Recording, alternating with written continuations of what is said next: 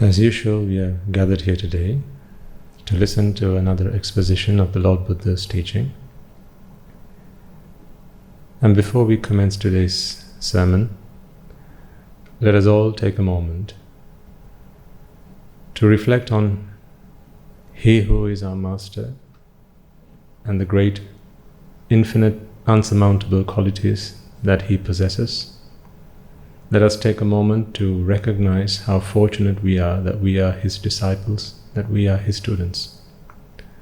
It is none other than the Perfect One, the Immaculate One, the Uncomparable One, the Supremely Enlightened One, the Magnificent One, the Infinitely Virtuous One, the Victorious One that I speak of. He is our Master. He is our teacher. Before we commence the sermon, let us all take a moment to pay our homage to the Supremely Enlightened Gautama Buddha. Namo tassa bhagavato arahato samma sambuddhassa. Namo tassa bhagavato arahato samma sambuddhassa. Namo tassa bhagavato arahato samma sambuddhassa. Understanding of the Dhamma, embracing it, and using it to transform our lives doesn't necessarily involve making huge changes in your day-to-day lives. Of course, there is initially the aspect of giving up the unmeritorious deeds, and when that has happened, the changes are usually obvious. For someone who may have either found the living by taking the lives of other beings, or perhaps simply because they found the existence of another creature an annoyance. Pesky little creatures always coming in, taking away what it belongs to me. Such actions we will have shunned, done away with, never to do them again. So that change is obvious. And also perhaps if you have been taking things that don't belong to you, taking things of others, stealing, theft, however big or small the item may be, or it might not even be a physical item, it could be something else like the position that would be deserved by somebody else, but we wrongfully try to acquire it. Those things will be obvious, so you no longer are engaged in such acts. Then there is also activities such as indulgence in sensual or sexual misconduct. Once you have started to stop these activities, those changes are pretty obvious. If you have stopped lying altogether, that change is pretty obvious. If you have stopped backbiting, slandering, frivolous speech and harsh speech, these changes are pretty obvious. But after you have given up the unmeritorious deeds, the rest of this journey, the changes that are transformational are not so obvious. The reason for that, folks, is because it's not easy to see the remaining changes in a person because you are unable to observe them most of the time. What I mean by this is the Dhamma, more so than anything, has to change the way you think, your attitudes, your perspectives. Now you can't look at a person and say the way they think. You can't tell that by looking at somebody.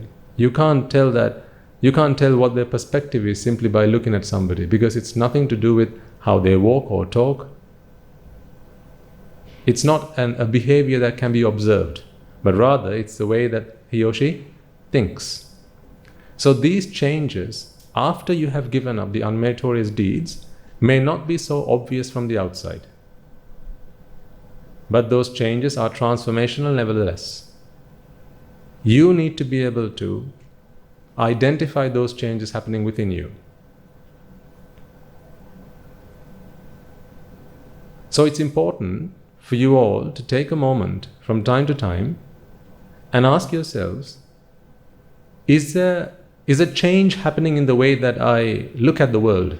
Is a change happening in the way that I see the world and address the problems that come to me? Remember that these changes may not be obvious from the outside. I'll tell you why I mentioned this in particular. This is a challenge that I see a lot of Anagarikas face, and also some Swami Mahansis after they come to the monastery and they have ordained. And then sooner or later you're going to get to hear this complaint. It's more so a personal reflection than a complaint, but it's a complaint nevertheless.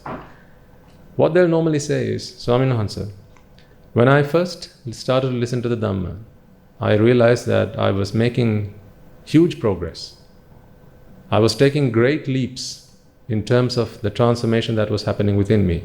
But now I'm realizing that my progress is not that great. It's slowed down quite a lot. My progress is very slow. I'm fearful that am I not making progress at all? Is it perhaps that I've done some Aripavada? Sometimes they begin to feel like that. Or perhaps have I run out of merit? Or perhaps am I doing something wrong? Maybe I need to go home and come back and start all over again. Where might the problem be? They begin to ask. If you're not careful, this can be a great trap. There are a lot of traps along the way. We've got to be very careful. This is why a teacher is essential when you travel this journey.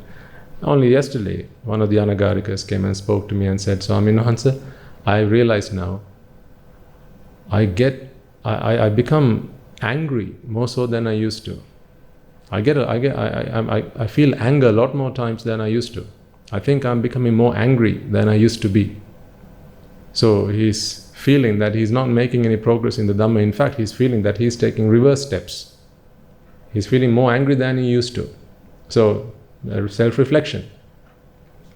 And he's asking me, Swami Mahansa, what must I do about it? Should I meditate? Should I maybe listen to the Dhamma? Maybe can you give me some advice? I said, yes, I can give you some advice. The advice is, just continue doing whatever it is you're doing.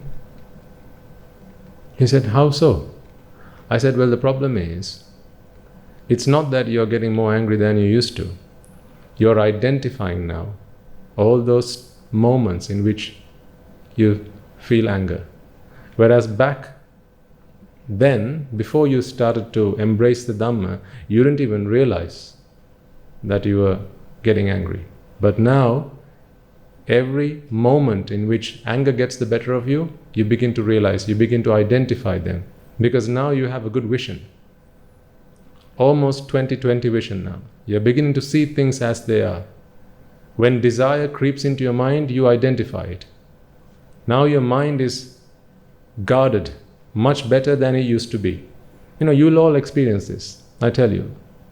And I'm sharing this with you because you've got to be careful, otherwise you might begin to think at one point that you have begun to fail and you're not making progress anymore. You'll begin to feel that perhaps I'm not listening to the Dhamma, maybe I'm not practicing the Dhamma properly. Maybe I need to start again. Maybe I need to go to another monastery. Maybe I need to take up another religion. Perhaps the Buddha wasn't right after all. These can all be traps. So you've got to be very careful. I can guarantee that there will be a point in your practice at which you will begin to feel that you have more defilements than you used to. If that day hasn't come yet, then just wait for it because it's coming. You will begin to feel that you have more defilements than you used to. But fear not. Rest assured that this day comes to all of us. It's not a case of you have more defilements than you used to. In fact, you have less defilements than you used to. But what's also happening alongside is you're beginning to identify them much, much, much better than you used to. Which gives you the impression that you have more defilements than you used to. Have you not come across that day yet? If you haven't, it's coming. So I'm sharing this advice with you because if you don't prepare yourself for this day, when this day comes knocking on your door, you will begin to feel quite upset about yourself. You will begin to feel that you have not made any progress in the Dhamma. Because remember, these initial transformations, giving up the unmeritorious deeds, the consequences of those are very obvious. You used to kill, you don't kill anymore. You used to take what belongs to others, you don't do that anymore. Sensual, sexual indulgences don't take an important part of your life anymore. You've given up watching TV even. Not that that's necessary, but perhaps that's a change you've made. You have given up taking intoxicants. Again, not that that's necessary, but it's a change that you have made. You've given up lying, you've given up backbiting, you've given up slander, you don't engage in frivolous speech anymore, wasteful talk of no value to anybody. Now, you've given up all these things, and those changes are very obvious. And your neighbors, your family will start commenting on them. They'll say, oh, you're not like you used to be, you're very different now. And those positive messages will encourage you. You will begin to feel very good about yourself.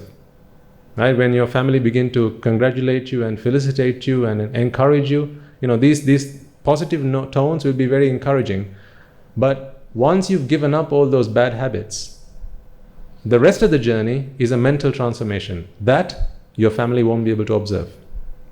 So, the positive sentiments that used to come, those positive comments that used to come, the good feedback that used to come, probably will start to die down. And when that happens, you will begin to think, I'm not getting those good comments anymore. Am I not making any progress? I'm listening to the sermons every day. I'm going to the monastery, I'm taking part in the meditation programs, but I'm not seeing any change. So rest assured, if that day didn't come to you last year, it will come to you this year. And sometimes that can be quite a period of time, maybe a few weeks, maybe a few months, where you begin to feel that no progress is being made. But do not worry. Also, and the worst part of it is, you'll begin to feel that you have more defilements than you used to. That can be quite a negative experience, but that is not the case. That's just a trap. Don't fall for it.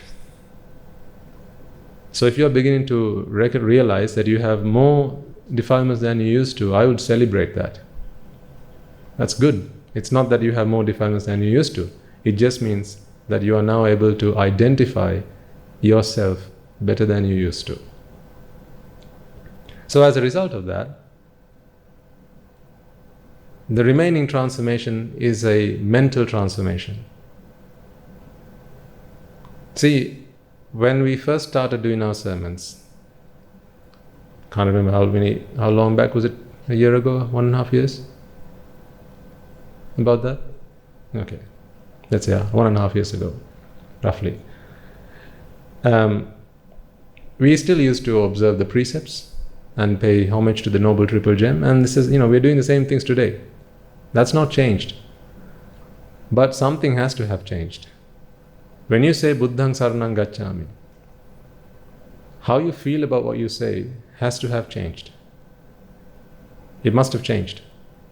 The words are the same, but how you feel about them, those feelings that come into your mind, the way you see them, the profoundness of what it is you're saying has to have changed. Buddhang Saranang Gacchami, if it means to you what it meant to you when you were 5 years old or 6 years old and observing precepts for the first time, and you only said it because Achyama said, Buddhang Saranang Gacchami, and that's why you're saying it again still today, then not a lot has changed.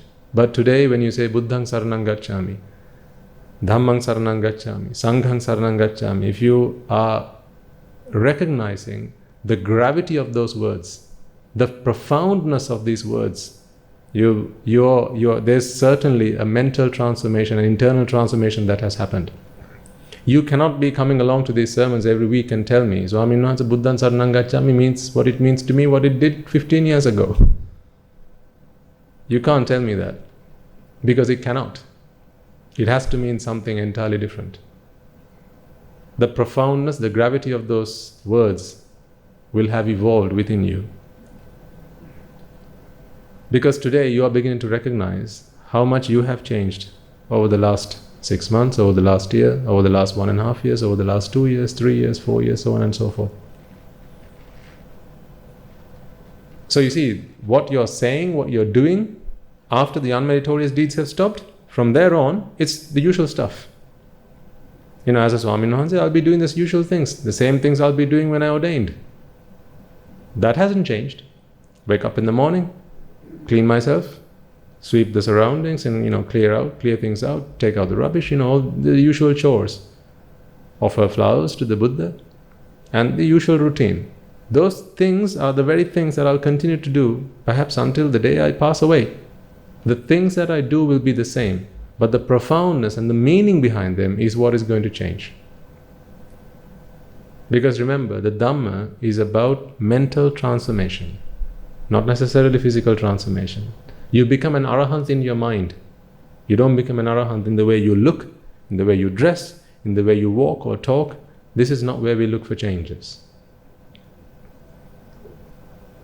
So don't you worry if, for instance, you begin to realize that you have more defilements than you used to, because really that is not the case. You're simply able to identify them better than you used to. Does that make sense to everybody? Because that day will come if it hasn't come yet. It came for me. It comes for everybody. And you mustn't let that put you in despair. Don't feel that you're not making progress, and worst of all, don't feel that you're taking backward steps. If ever you feel doubtful about that, then go and speak to your teacher, whoever that may be. Go and get some advice. Swaminas, I don't feel like I'm making progress. I feel like I'm going back in my practice. Can you help me? And more times than not, the advice you'll get is, don't worry, that's just the way it is. Have you heard the saying, when the going gets tough, the tough gets going? So first the going has to get tough. That's when the tough gets going. So if you begin to feel that the going is getting tough, then rest assured the tough will get going pretty soon. So don't you worry. Just continue with your practice. Do as your teacher tells you, and you will be in fine fettle. Not to worry. Engage in as many meritorious deeds as you possibly can. One thing I want you all to do is, whatever meritorious deed is going to be happening in your locality, in your village, in your town, get involved in all of them. How do you mean, Swaminathan? Get involved in all of them, but next door neighbors, day and night, we don't get along. Fine. You don't need to be there to get involved in it, because merit is in the mind. Volition is karma. It's how you think. So you don't have to be there in person. You don't have to physically engage in that deed. You can do it mentally. If you see someone offering someone a seat when you're traveling in the bus, right? Person gets up, offers a seat to an elderly person or a pregnant mother. In your mind, what's stopping you from saying the word sadhu sadhu? It's a habit I've gotten into. Whenever I hear someone having done something good, however small or large it may be, because remember, merit is not in the action. Because you might tell, offering a seat to someone, that's just manners. What's the merit in that? That's just manners. No, it's not. Because the deed might be a very regular thing, but how you see it, how you observe it, this is what I'm talking about. The profoundness of the event is not in the event. It's in the way you think about it. It's in your perspective. This is a human being offering a seat to another human being. Remember, it's a human being. A human being is no ordinary being. Don't you forget that. Remember last week we watched the 7 wonders? Is it an easy task to become a human? To be human requires a huge amount of merit, terrible amounts of merit. So a human being is no ordinary being. Among all the trillions and gazillions of beings out there, being a human being is no ordinary task. So offering a seat to another human being alone is a hugely meritorious deed, but the merit is not in the deed. It may be that the person who's actually offering the seat doesn't recognize this. He doesn't realize it. To him, it's just, I have to get up and give my seat now. Why did they have to get on this bus? Couldn't they have waited until the next bus came along? Plenty of seats on the bus behind me. Why did they have to get into this bus? Oh, damn it, they caught me waking up or awake. I've seen people reading the newspaper when someone gets into the bus. Sometimes it's this way down.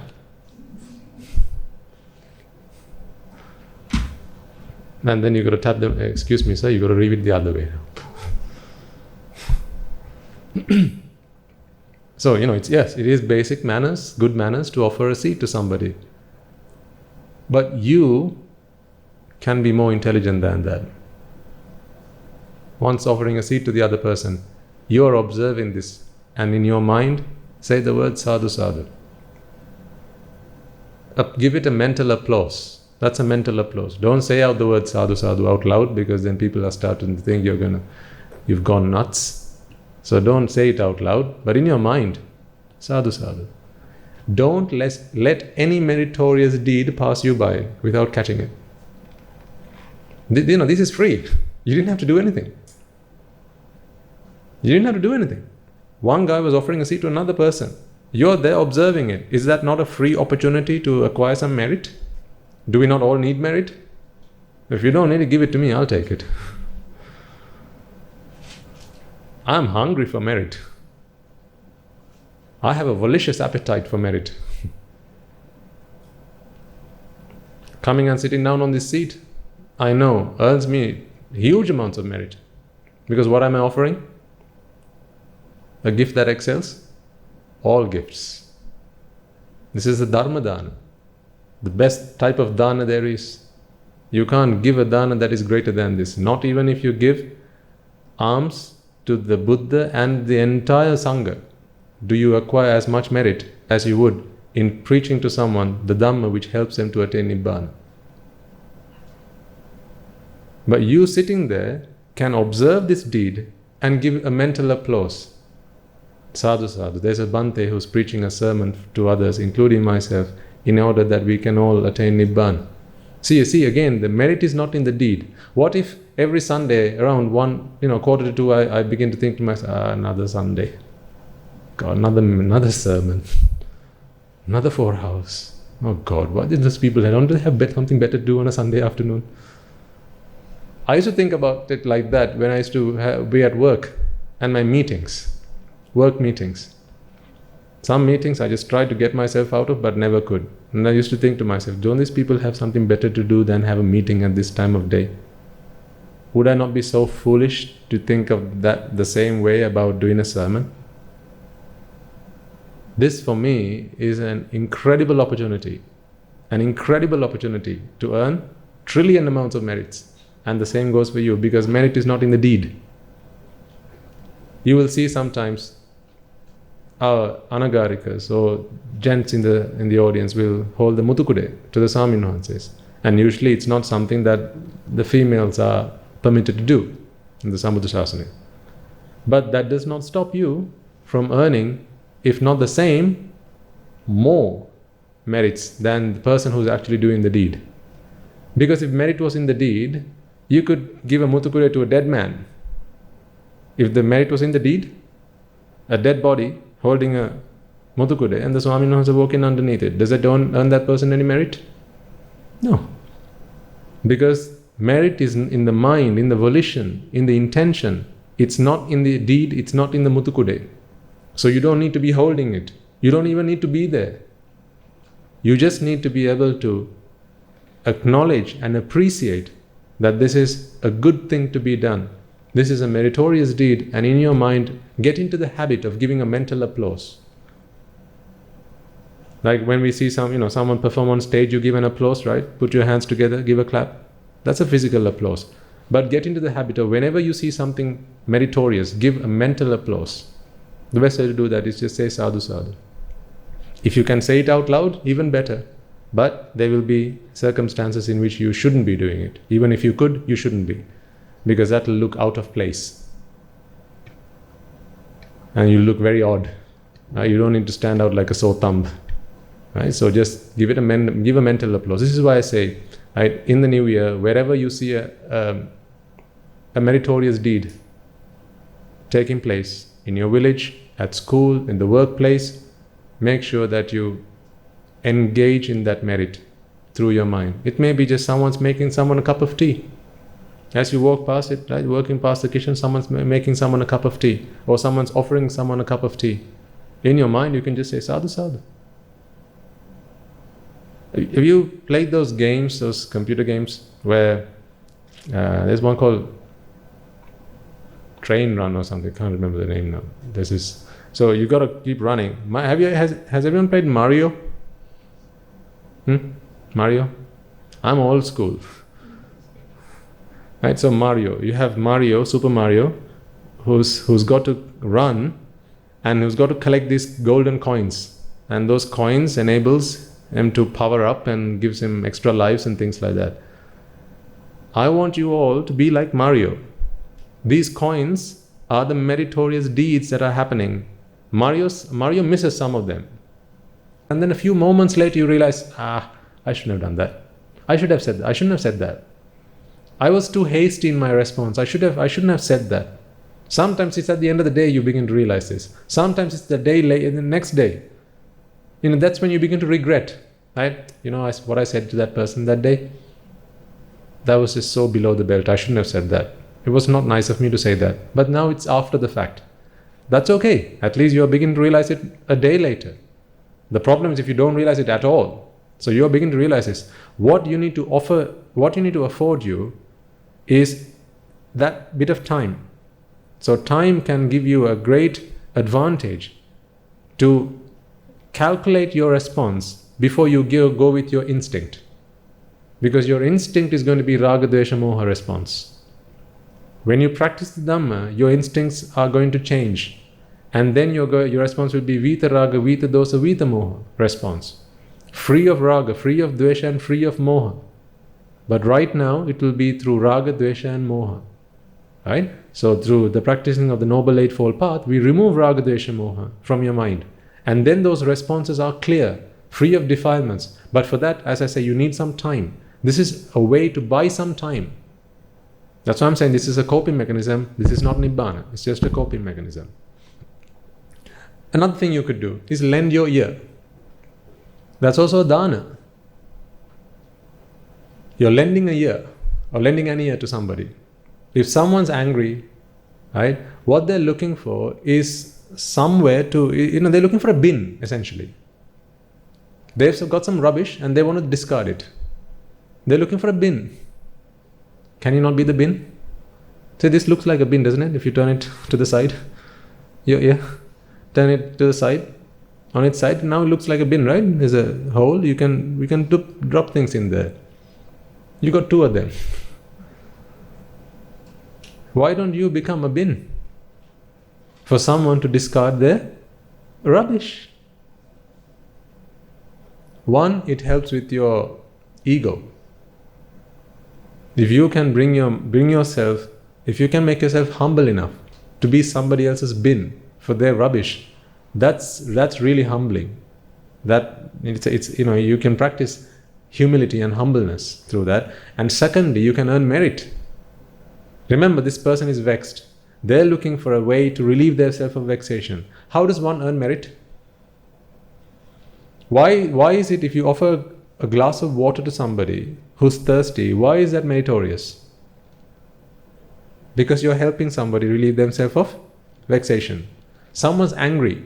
They need some way to vent their frustration and vent their anger. Are you not presented with an opportunity to earn merit? Why do you kick it? Why do you pass it by instead of making use of it? Someone's angry. They need to vent themselves of that frustration, their anger, and they're looking for somebody to take it. So I've got a ball to throw. I just need someone to catch it. And if you catch it, you earn merit. So who here doesn't want that ball? Are you ready then? I'm going to throw the ball at you. See, again, a great coping mechanism. If someone's angry, I would even say, why don't you volunteer? Have you guys gotten involved in volunteering in some way or the other? Right? We volunteer for various things. Volunteer, you give blood. You volunteer in the community. Right? Various volunteering things people do. Volunteering activities. Here's another way to volunteer. Someone's angry. They need someone to catch the ball. In other words, they want someone to be the bin into which they can discard their rubbish. How about you volunteer? This is a Shramadana. Is it not? Don't we not engage in Shramadana, go around cleaning the neighborhood, right? Picking up litter and rubbish that people have dropped everywhere, collecting them into bags and go and discard them, right? Cleaning the environment. Do we not do that? Have you not done that? Yes. So here's another Shramadana you can do. There's a guy who's angry. They've got rubbish they want to throw away. Why don't you go and become the bin? That's a Shramadana. You're lending your ear. Someone's angry. What should you say? Hey, let me. Usually what we do is if someone's angry, you avoid them. That's the natural instinct. Someone's angry, you avoid talking to them. But really, you can earn a lot of merit. What they're looking for is someone to vent their anger with. How about you volunteer? I think I shared with you a situation that happened in my life. There was a person that, this happened after I had become a monk. There's a particular, there's a person who is, whenever you're on the phone with them, usually they get very angry. Okay, this person, a male person, gets very angry. And I usually try and avoid getting on the phone with this person. So one day, this person had sent a message with Indisumanhandro that he wanted to talk to me. And now I know when I pick up the phone, I'm just going to get sworn at or going to get shouted at. And so I try and avoid these situations because I didn't like that. Then one day Guru Hamd realized that I was avoiding this. So one day, in fact, I even took the phone to Guru Swaminathan and said, Swaminathan, I think this person wants to talk to you. Do you mind? I said, why does he want to talk to me? I don't know, just why don't you answer the phone and see? I said, no, you should tell me, seriously, is he wanting to talk to me or does he want to talk to you? So I looked down and then he realized, I see, okay, you've got a problem. That's a defilement. You need to work on it. So he forced me to pick up the phone and answer the call. So then that day I realized, here's a person who's angry. They just need somebody to vent their vexation. Have you not realized a lot of people, when they get angry, after they've vented their anger, they're just normal people. They're so cool after that. Like a Coke can. If you shake it enough and then once you take the lid off, then there's, all the fizzy stuff, all that, the effervescence. That happens for a little while and after that it's just normal. Like any old drink. All the fizz goes away. So they just need someone to vent their anger, vent their vexation. How about you volunteer yourself for that project? See, if we begin to see it like that, now you're all looking for opportunities to go and be a volunteer for someone else to vent their vexation. So much so that even in the workplace, if the boss wants someone to point his or her finger at, and tell someone off in the workplace, I would go and volunteer myself. I wouldn't back then, but today I would go and volunteer. Go and volunteer yourself. Anyone want to vent their anger on somebody? You can put an ad in the paper. Anybody who wants to vent their anger, volunteer available. Please contact.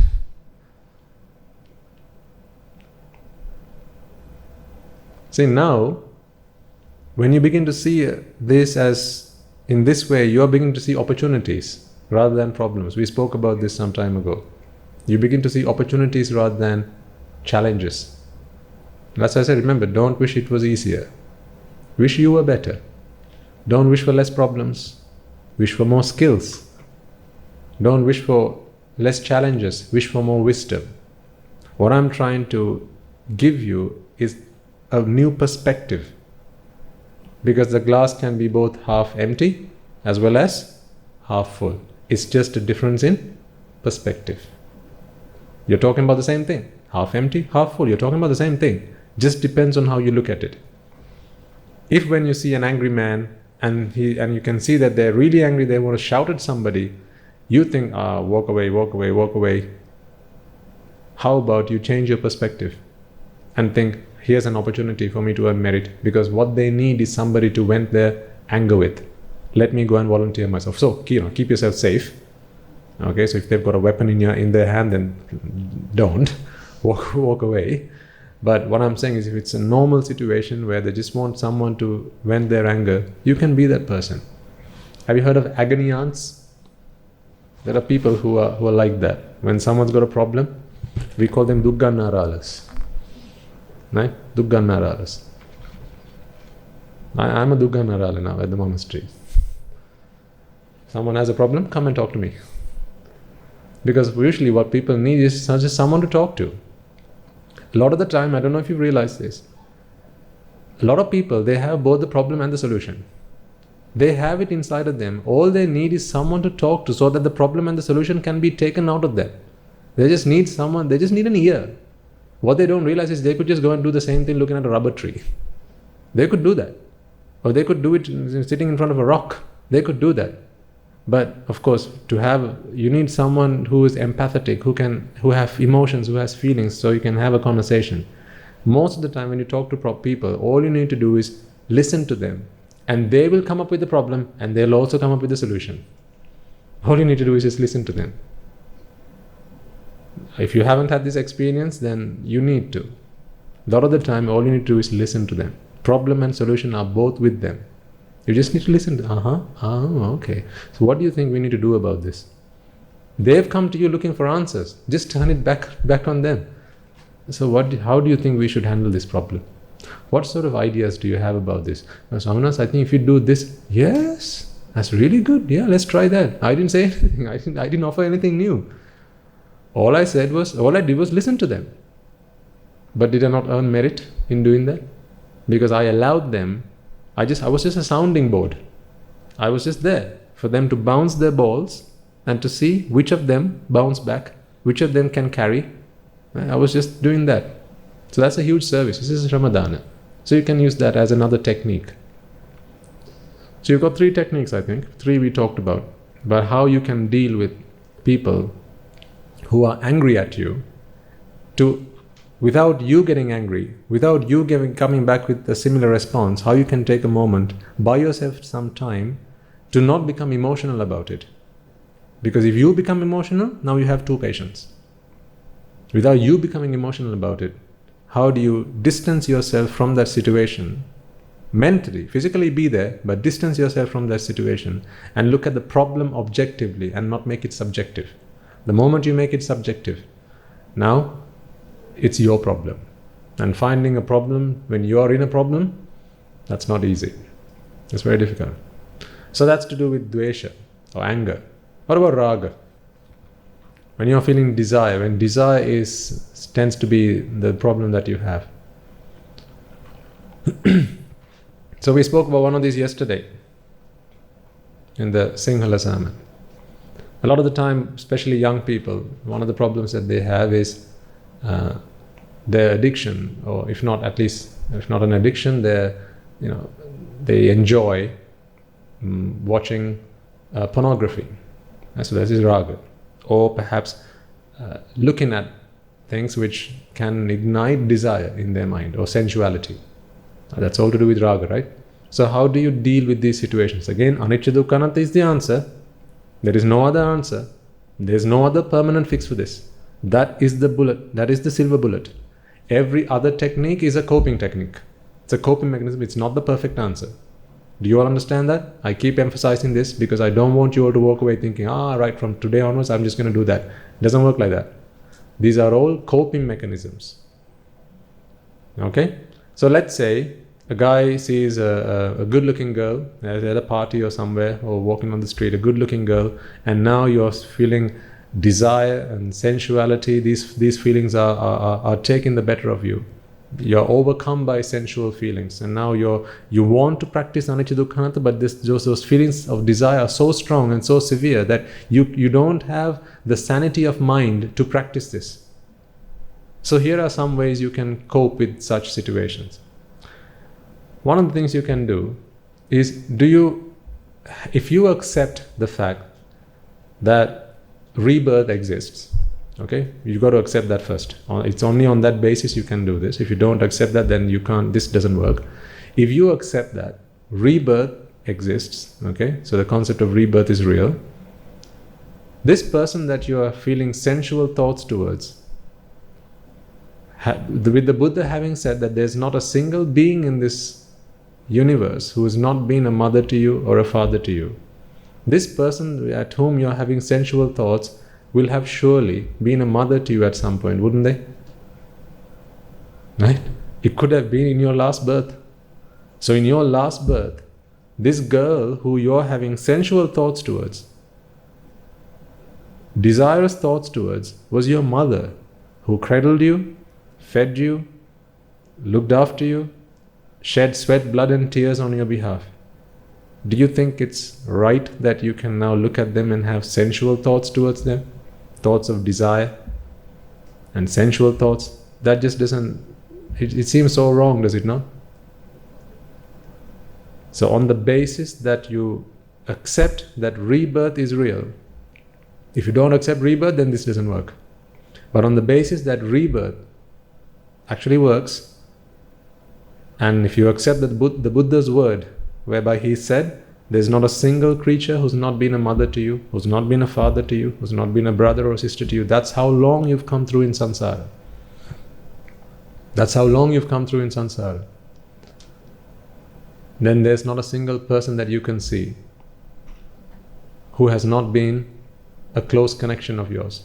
So if you're sensing, if you're seeing it could be a male or a female, okay, whichever applies in your situation, and you're feeling sensual thoughts or desirous thoughts, and they're so strong that you can't overcome them.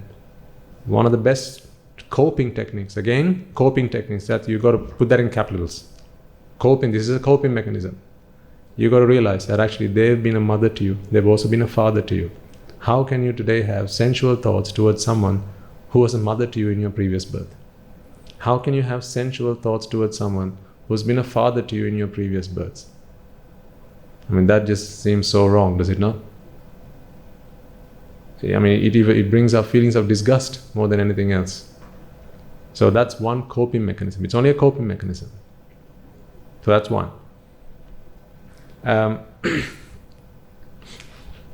Another one could be, usually when you see someone dressed up glamorously, okay, usually this is when there's an opportunity for such feelings to arise. They're dressed up quite glamorously, like good looking hair, they've done their makeup, right, the full works, all bells and whistles, right, and they're walking along the road, right, doing whatever. If they've gone through all this effort to make them glamored up, to make themselves look this great, that says a lot about their state of mind. I want you now to put yourself in their shoes. Put yourself in their shoes. For someone to have woken up in the morning and walked up to their mirror and looked at themselves and said, geez, I need to put makeup on my face, look at it. Isn't that what they had thought about that morning? To have applied all that makeup on themselves, lipstick and Q-Tex and all the whatever rest of things you do to make yourself look good, all of that stuff they thought they needed to apply on themselves because they themselves weren't content with the way they looked. Agreed? They themselves are not content with the way they look. In fact, they stood in front of the mirror and said, look at me, I look like a poster for the on a calendar that was printed for hell. Apayata gahapu poster yogi. Right? So this is not fitting, this image is not, I don't like this image, so I need to change it. So now you are having these desirous thoughts of sensuality towards a person who does not feel good even about themselves. So how could you feel good about somebody? How could you have sensual thoughts about someone who does not feel good even about themselves? If you ask them, are you pretty? Their answer you're going to get back is, no, I'm ugly. That's why I had to make myself look pretty, by applying all this stuff on me. Is this the path to Nibbana? No, because this is not contemplation of anicca dukkha anatta.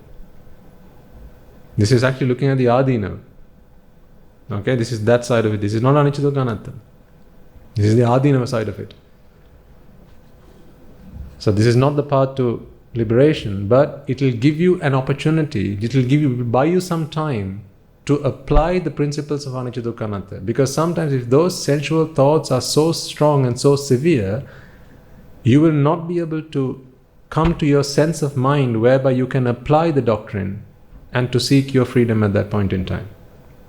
Does that make sense to you? Right? Where you find yourself in a situation where those thoughts are so strong and so severe, you just can't break yourself from the situation. You know what you're doing is wrong. You know what the way you're feeling is wrong. You know that what you're about to say is wrong, but those feelings are so severe, so strong that you can't break yourself away from it. And then later on you're going to regret. Here's the problem. That's the biggest problem. You're going to regret later on. A few moments later, maybe a few hours later, or maybe a day later, you're going to think, damn it, why did I do that? That was wrong of me. Why did I do that? Why did I make use of that opportunity? I shouldn't have done that. And she's like a sister to me. But you only think about that later, after the fact. Now it's too late. The deed has been done. She's like a sister to me. She's like an aunt to me. She's like a mother to me. Why did I do that? How could I have had thoughts like that about her? But these things come after the fact. So you need a moment, you need a few moments to buy yourself some time whereby you can walk away and practice Anicca Dukkha Anatta. And that's what I'm proposing you. These are our coping mechanisms. Not the answer. This is not the silver bullet. Right? So if when you see someone who's all glamoured up, all that makeup, right, head to toe, you need to ask yourself, put yourself in that person's shoes. What did this person think about themselves when they stood in front of the mirror? Now tell me, if a girl walks by, right, or a boy walks by, and he smells nice, he or she smells really nice, really lovely, usually that ignites feelings of desire in someone, right? Wow, she smells really good. I wonder what her name is. This is normally their response. But that's not what you should be feeling. If you're for you to be able to come into a state of mind whereby you cannot tell yourself, that smells good. Why did she have to apply that? So she's got perfume on her. Why? Normally the question is, wonder what that perfume might be. No, don't ask what. Ask why. Ask why. Why perfume? Not what perfume. Thank you, madam. Not what perfume. Ask why perfume. Why did she have to put a perfume on her? Why did he have to put that perfume on him? Then you find the answer. That's because even she found herself smelling bad. Even she sniffed herself and thought, at this smelling like this, no one's going to want to look at me or come even close to me, so I had better put some perfume on myself. See, now how can you feel that you want to, how can you have sensual thoughts about a person like that? If anything, should you not be feeling sorry about that person? Here's a person who's not content with themselves. Where I used to live, a lot of young girls, they go through this enlargement surgeries, right? Breast enlargement and various other features of their body. They go under the knife to augment them or make them change the sizes, right? See, for a guy to find that attractive, I think there's something really wrong. Because what does that tell about that person? If you observe someone who's gone under the knife, changed the size of whatever part of their body, and then for someone to be observing that person and say, wow, now that looks good, does that not tell something, the fact that she or he had to go under the knife to change a part of his body? Does that not tell you that he or she is not content with his or her own body? Well, if he or she is not content with their own body, how can somebody else be? That's like, I've got a car, I can't drive it. Would you like to borrow it? I have a car. You can't drive it. I tried, you can't drive it. Would you like to borrow it? Why would you? You can't be driven. So why would you try and borrow it? See, think about it. So that's another coping mechanism. It's not the silver bullet, it's simply a coping mechanism. Ask yourself, why did that person have to put makeup? Not what the makeup is, but why makeup? Not what the perfume is, but why perfume? Not what that shoes are, why those shoes? See, some people spend a lot of money on shoes. Some people spend a lot of money on accessories. Earrings and garlands and necklaces and all sorts of things. Again, I'm not saying don't do any of these things. If you live in normal society, you're going to have to conform with usual practices in society. Do them, that's fine. But at least when you do them, you know why you do them, right?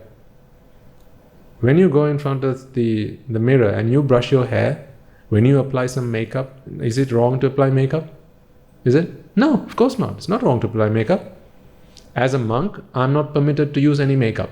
As a monk, I'm not permitted to use any deodorant or anything like that. I'm not permitted. Had the Buddha not laid out any rules against that, I would have. Why? Because that smell can be offensive to somebody else. I have no problem with that. But a sweaty armpit can be quite offensive to somebody else. Because people who live in this world, the rest of them are not arahants.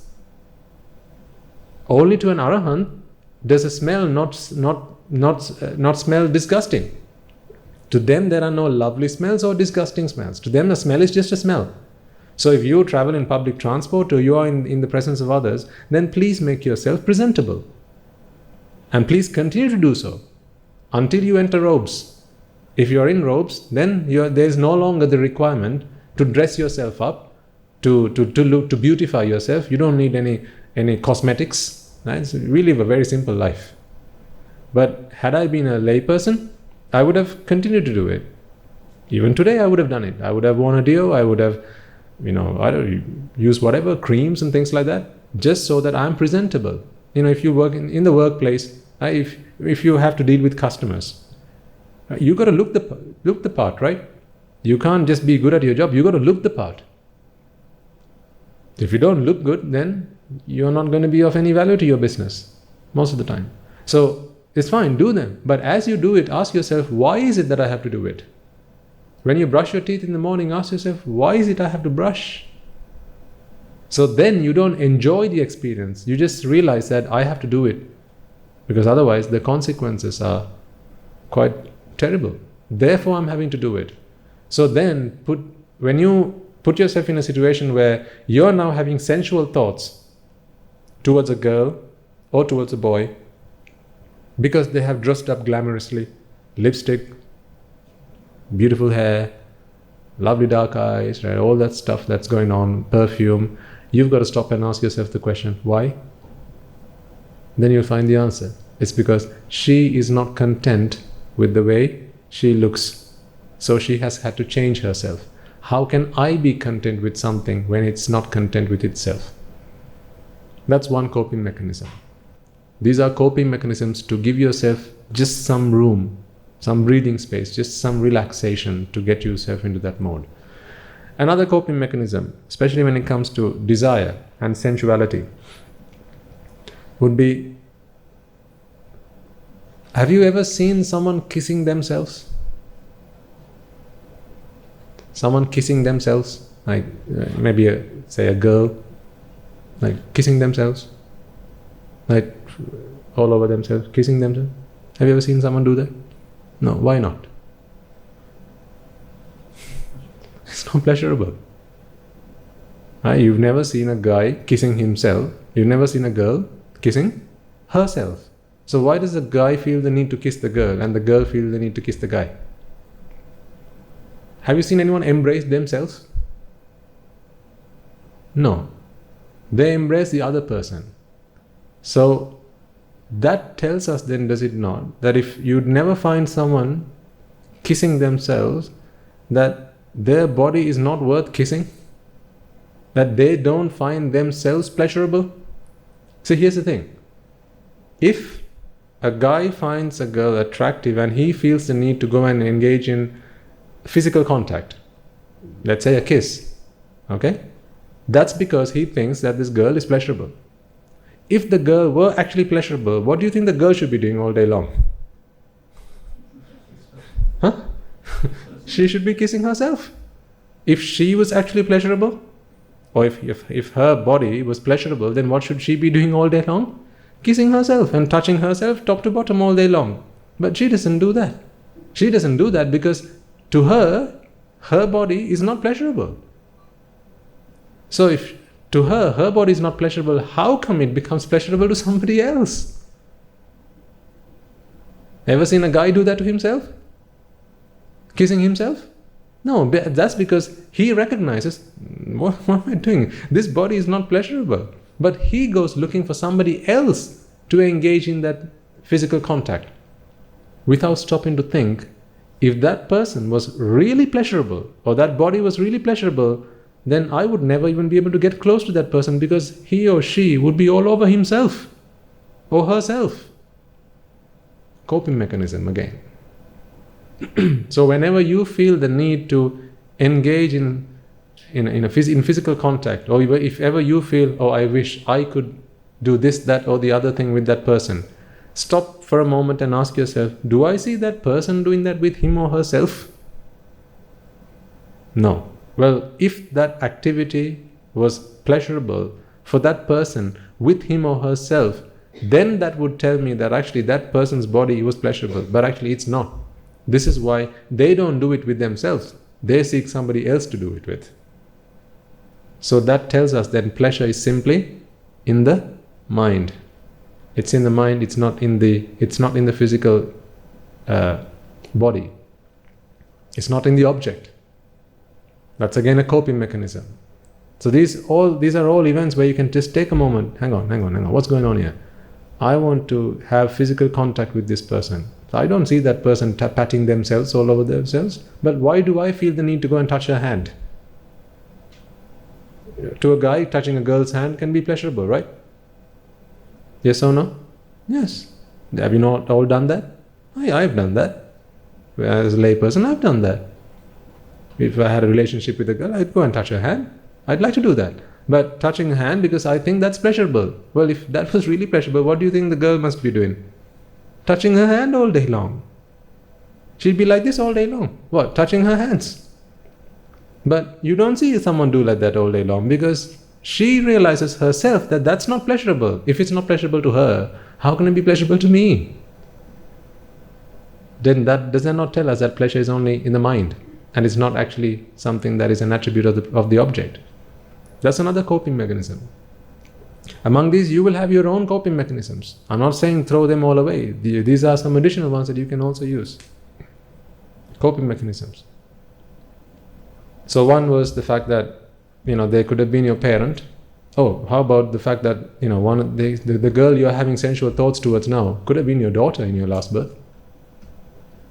Ooh. The boy or the guy you're having sensual thoughts towards now, that could have been your son in your last birth. So in your last birth, you gave them your sweat, blood and tears. In this birth, you want to have a sensual relationship with them? That just sounds so wrong. That's bordering on incest. The only difference is different birth. So when you begin to put things into context, you begin to realize how revolting and disgusting sensuality is.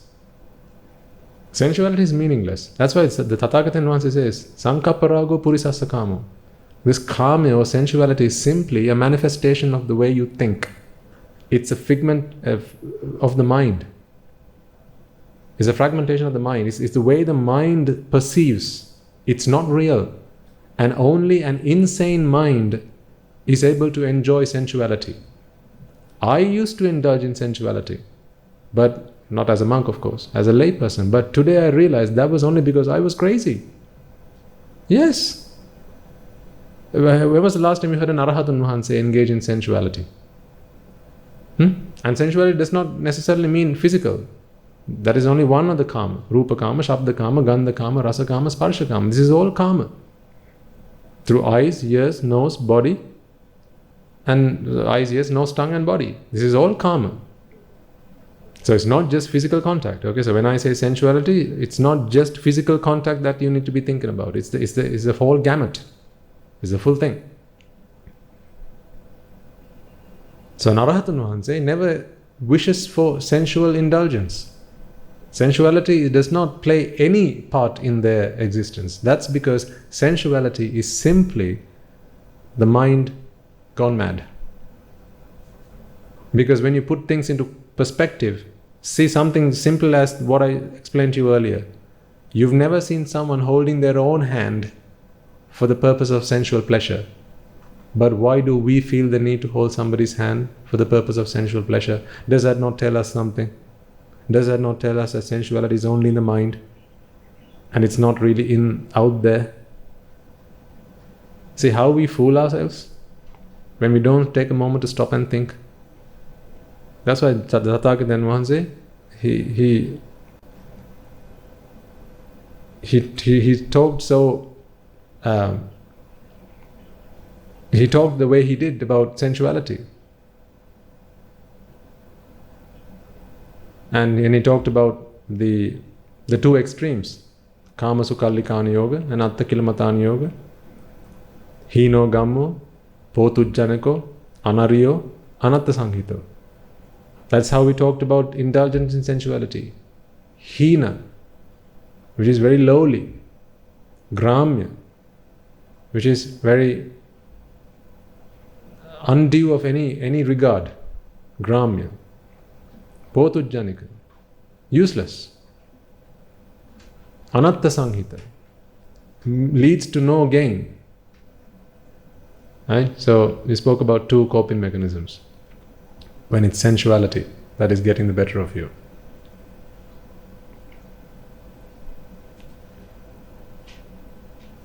There'll be others, which none come to mind as of now, but if I'm reminded of others, I'll share with you. Let's go to moha. And usually, manifestation of moha, the best one we can identify with is ego. When ego gets the better of us, where we feel that we are better than somebody else, or we feel that I don't need to pay due respect to somebody because I'm better than them. Now it could be perhaps sometimes in the workplace. I think we spoke about this, right? Your co-workers, or sometimes say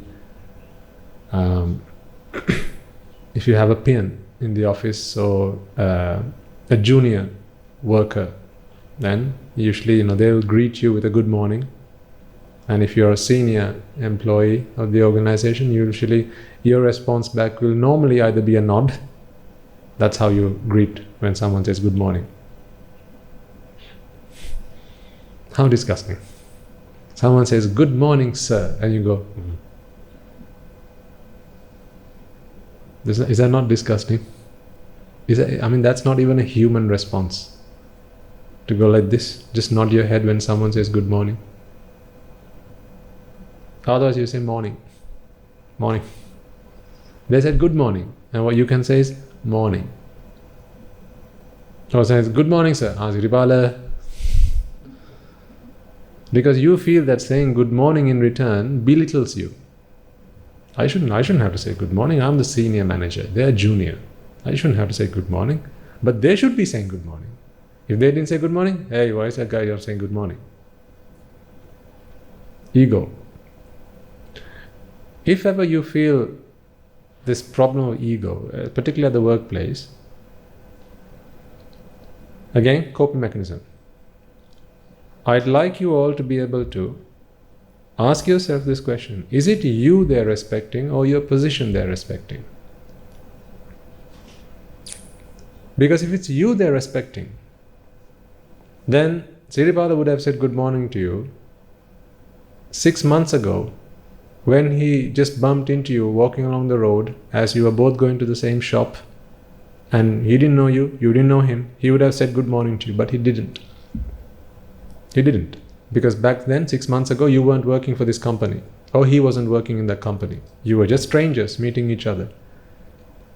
You bumped into each other or saw each other just randomly, and the two of you walked past each other and there was no interaction, nothing. But today, he says good morning to you. What's changed? Yes, he's still Siripala and you are still Sumanadasa. Nothing's changed there. What's changed is position. So really, this mark of respect is shown not towards you, the individual. This respect is shown towards the position. So if you're a senior manager, it's not who they're respecting. Again, what they're respecting. They're respecting the position. And that is right. Most people get it wrong, whereby they go into authority, into some position, and they now believe, they regard themselves as the authority. They're not the authority. That position is the authority. What you have done is just take that seat. Temporarily you are filling that role. During that time, you get this treatment. Well, unfortunately, you can't go and say good morning to the seat, right? That would be mad. So you say good morning to the person who's taking that seat only because this is a mark of respect to the position, not to you as the individual. This is something I tell myself every day as a monk.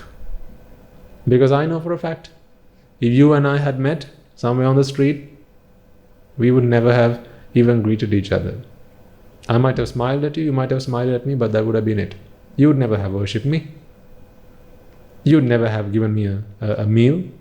You would never have given me clothing or medicines.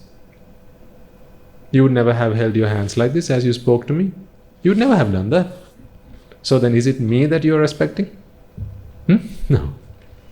You're respecting the position. This is why, and that is right. What you should respect is the Mahasangha, not the individual. Because what we do as members of the Sangha is just take that position. That's it. People keep flowing through this system. They come and go, they come and go, they come and go. Mahasangha, as I think we spoke about this last week or the week before, is simply a set of qualities. So, if you're the chairman of a company or a senior manager, think about the job posting, right? For them to have taken you on board, there would have been a job posting for which perhaps you would have applied, and then there had been an interview and you got the job. What if the other guy got the job? Now who would Siripala be saying good morning to? The other guy. Not to you, Sumanadasa. They'd be saying that to Nimal or whoever else would have gotten the job, not you. So does that not tell you then, all the benefits that you're enjoying and experiencing today, the company car, the petrol, the allowances, the respect that people are showing you, none of these things are yours. They are all deserved and are rightfully the belonging of the position. All you are doing today is taking that position. In fact, you are a servant to the company. You're a servant to the company. Now where's that ego? Egos go. When you begin to think about it this way. How about when you're a teacher? Because teachers have egos the size of houses. Normally, right? It can happen. When you're a teacher, you've got to be very careful. Because you have a lot of students and they begin to respect you, and you've got to be very careful. Like monks, they've got to be even more careful. So if you're a teacher, it would be wrong for you to think that they are showing you respect as a teacher. What they're showing respect to is one, the Dhamma. It's not the Buddha Dhamma, it's whatever the Dhamma that you are expounding. If you're a science teacher, then science is the Dhamma that you're giving out. If you're a math teacher, then it's math. If you're a history teacher, then it's history. Because what your students are respecting is that Dhamma. Right? Whatever can be Dhamma, it doesn't necessarily have to be Buddha Dhamma, right? Whatever that Dhamma is, and that's what they're showing their respect towards. And you are simply taking on the role of expounding that knowledge. Expounding that knowledge to your students.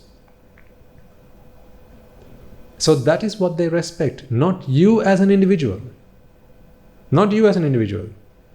Only your students show you respect and stand up from their seats when you walk into the classroom. But what about the teacher from the next school, from the neighboring school? Your students would never stand up for that person. In fact, if they saw them on the bus, it would just be any other person.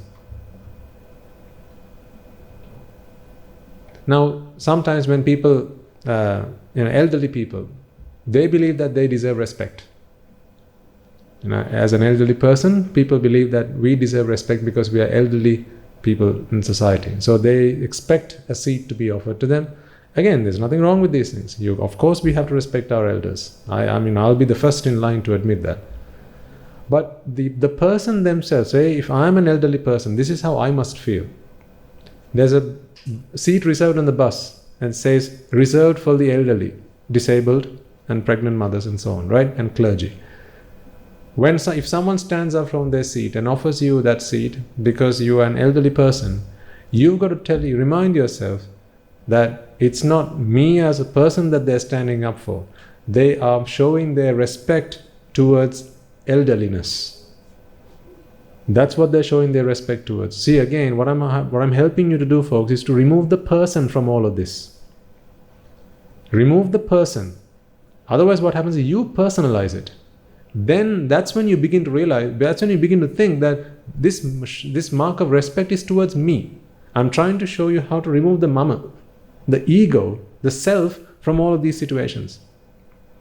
Because after all, self is simply a creation. It's an artificial creation of the mind. It's not there at all, after all. This is a very temporary creation of the mind, the self. So let's take, as monks, there's in the Buddha Shasana, those monks who have sought higher ordination, and the order in which you have sought higher ordination, it determines the seniority within the Sambuddha Shasana, or within the Sangha community. So if you have taken higher ordination today, then you're senior to the monk who takes higher ordination the following day. Or at least if it's a few seconds later, then the monk who has taken higher ordination prior to the second monk is senior than the other monk. Now, so at this monastery, let's say Guru Hamduro is the most senior monk, and then the line continues from that point forward. So let's take myself as an example. So Guru Swamin Wahanse is my senior at this monastery, which, as a result of which, what I will find is a lot of people, all of the other monks, the Anagarikas, they'll show respect. So, for example, one of the things we do in the Sangha community is whenever we take meals, the first offering is made to the most senior monk. Of course, first to the Tathagata Wahanse, and then from there on, it will be in seniority order. And the most junior monk would partake of his meals last. That's the way it is, because it's a mark of respect. But what if I, as a senior monk, would begin to think, everyone's showing respect to me because I'm senior? That would be wrong, because it's not me anyone's showing respect to. It's the seniority that people are showing respect to, and that seniority hasn't got anything to do with me. It's simply to do with the Buddha laying out the rules whereby he said that the order in which you have taken higher ordination determines what your seniority is. So any mark of respect is not directed towards me. It's directed towards seniority. And that has nothing to do with me. Had it been somebody else in that situation, in that position, then that's who would have received that respect. So that's one way to think about, how do you cope with ego? And a second way, another method would be, here's something that I used to do a lot of the time, but I find I don't need to do that as much as I used to now. Whenever ego tells me to do something, I'll always do the opposite. I always do the opposite of that. Because I know when it's the dog barking, I know I can hear the bow bow. I can hear it when the dog's barking. The dog called what? Ego. This is the dog. So when the dog is barking, I know that the dog is barking. And you will all be able to sense that. When ego is, that the voice of ego is talking in the back of your mind, you will know that this is ego talking. So now you know the dog is barking. Whenever the dog starts barking, do the opposite. Whatever the dog says, do the complete opposite of that. So let's take an example. Let's say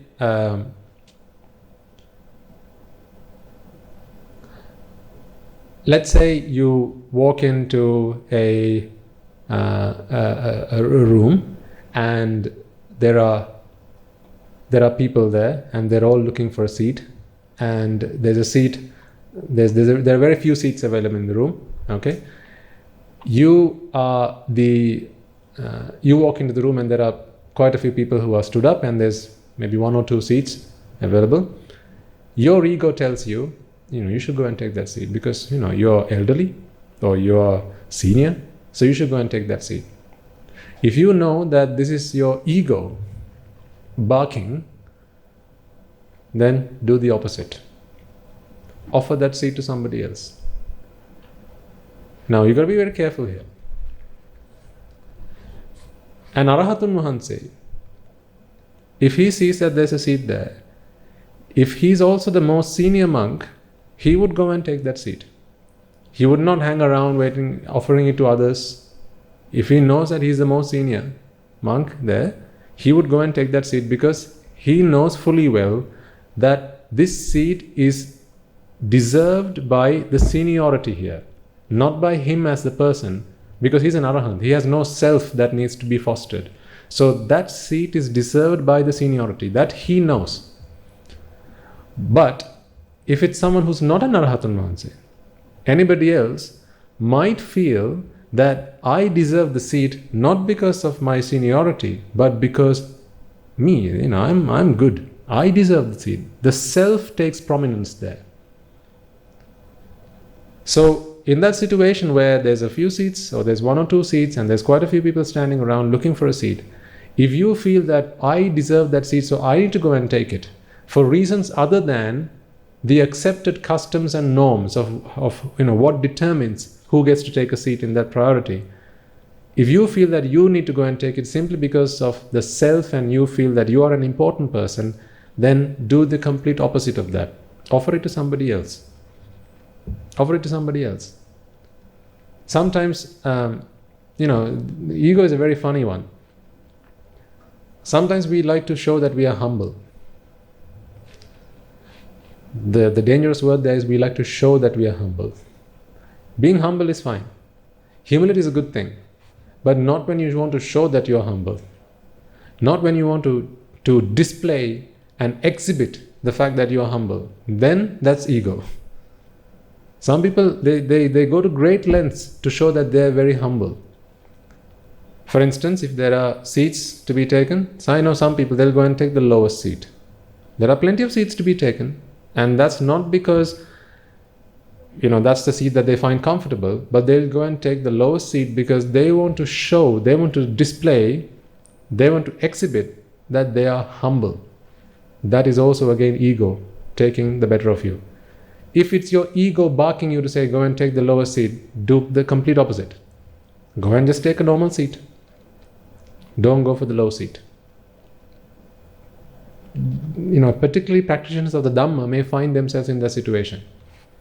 Let's say you're here to, you're in the audience and you walked into this room and you want to find somewhere to sit. You may feel that, I'm now a practitioner of the Dhamma, I need to be humble, so therefore I'm going to go and take the seat right at the back. Because that's me showing my humbleness. If that is your ego barking, then do the complete opposite. Because if that's you trying to show your humility, if you try to demonstrate and display and exhibit your humbleness, then do the complete opposite, because otherwise you're falling trapped to your ego. But sometimes, that's why I say you've got to be doing this very carefully. Okay, that's not to say that anyone who goes and sits at the back has this problem. That's not what I'm saying. What I'm saying is you've got to be careful. Because only you know when your ego is playing up. Only you know that. And you've got to be careful. So coping mechanisms. So that's another coping mechanism for ego, and this is usually the manifestation which we recognize of moha or delusion. So in addition to the ones that I have mentioned, you will also have others that you may be using in your own lives. So that is why I say what I have given you is not a categorical list of the coping mechanisms, but there will be some that you can make use of. And just to add to remind you of what we spoke about in the sermon yesterday, when it comes to sensuality, is when you see, sometimes when we see people who we find quite attractive, we forget the fact that they are also people to begin with. We only see the attractiveness. We almost begin to think that they're not, they don't have the human needs that we all do, like needing to eat and sleep and having to exercise or using the toilet. Now these are all needs that every human being has. When you put all that into context, you begin to realize that just as much as I don't enjoy doing all these things, well, the other person is the same. That girl that you see today walking along the street and you think she's pretty, she's quite attractive, you got to remind yourself that she woke up this morning, she didn't want to see herself in the mirror until she went and washed herself. Then she had to go use the toilet. Then she had to go and eat something because she was hungry. And now she's on the way to work because she needs to earn a living. Otherwise, she's going to be suffering. So she needs to find shelter. She needs to find clothing. Her mother is probably ill. And she's probably got some back pain or some kind of other disease for which she has to take some medicines. See, when you put all of that into context, now it doesn't look so glamorous like it did a moment ago. Because otherwise you only see the shell on the outside. And all that glitter and all that glistening outside it covers all the reality of people's lives. So just ask yourself for a moment, when you were dating, before you got married and settled down, it was so glamorous. It's like fantasy. Everything was so beautiful, flawless. Then you got married. That's when you began to understand each other inside out. And then you begin to understand that this is another person that suffers just like I do. They've got the same needs that I do. Another person is suffering just like I do. That's when all the glamour started to go away. See, what if you could see this before the fact? That puts things into context. That's why I say, for especially young people, and I'm quite happy with the fact that we're talking about this on the English sermon, because there are a lot of people who listen to these sermons online and are non-native speakers. Because I know a large population, in fact, did you know that of all the internet traffic, global internet traffic, over 80% of that is pornography. Global internet traffic, over 80% of that is pornography and gambling. Is the two of them put together. It's only the remaining 15 or 20% that is everything else. So government information, right, sciences and your Wikipedias and your all of the other stuff, medical, history and all the other sciences, all of that stuff is just 20%, a very, very tiny proportion. 80% or more of the global internet traffic is pornography and gambling. Does that not tell you about people's mindset? How much sensuality has grasped people's lives and now they've just gone blind. See, people aren't able to see reality because they've been blinded. This is why we need to take this message out to people, young people particularly. I think from 2008 to about 2012, if I'm not mistaken, that the Google stats show that the word sex, sex, was most searched by which country in this world? Oh, you know. Let's all celebrate that. What an achievement.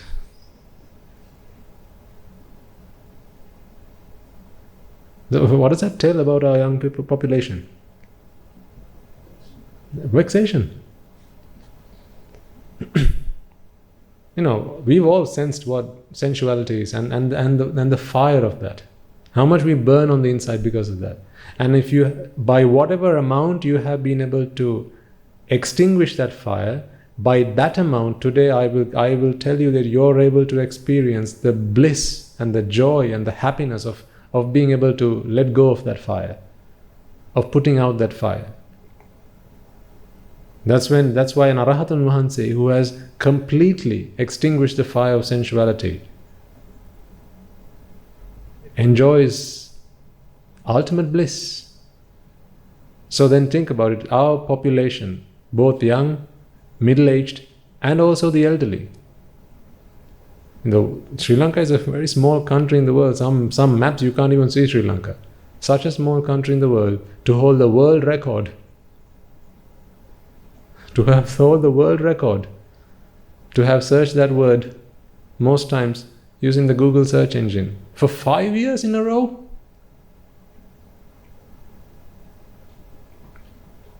I mean, if that's Sri Lanka, then think about all the other countries. Sri Lanka with a very small population. Think about all the other countries in the world and how much people must be suffering because of this, but not even realizing that they're suffering. That's why particularly when this is the danger with sensuality, karma. This danger with sensuality is it gives you a blinkered vision. Right? It takes away your sight of what's really going on. Completely draws a curtain in front of you. And now all you see is what you see on the surface, like the tip of the iceberg. Everything beneath the surface is gone, invisible. All that made up stuff, that's all you see. But all this real stuff, that's all gone. This is why I say, when you experience sensuality, when you experience that burning urge and the desire and the temptations and the lure of sensuality, I want you to take a moment to stop. Just take a breather. Take a moment to stop. Use one of these coping mechanisms. This girl that you're seeing right now and you're having sensual desires for, did you not realize that she had to wake up this morning and go and use the toilet? If you had found her in that position, would you be feeling the same way you're feeling now? Right now you're seeing her all dressed up, glamoured up, right? All the bells and whistles and, fully colored up and everything. But an hour ago, she was on the toilet. An hour ago, she was stuffing herself because she was hungry.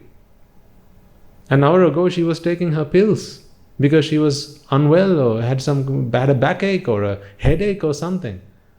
But when, it's like the stage. Once she gets on the stage, then you don't see any of that stuff. Like when you watch a play on the stage, you don't see all the training that went on behind the scenes, right? All the training and the sleepless nights and all the makeup that they had to put to make these people look presentable. None of that you see, because on the stage it's just a stage show. That's what people applaud. But if they show you what all the hard work that had to go into making this play, now you're going to feel feeling sorry for them. You all seen ballet dancers? Do you know how much pain they go through to become a ballet dancer? If you ever see a ballet dancer, look at their toes. They go through extreme physical pain. And in some countries, they shape their bodies up from a very young age. They almost torture them to become ballet dancers.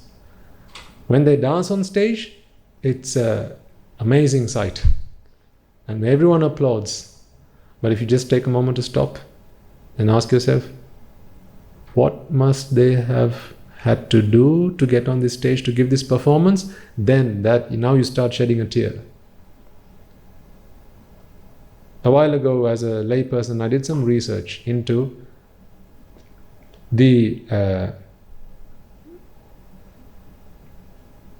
what men and women who are engaged in the pornography business, okay, what life is like for them, because what they show on stage is not what is real. What life is like, what normal, how do they a day in the life of a porn star.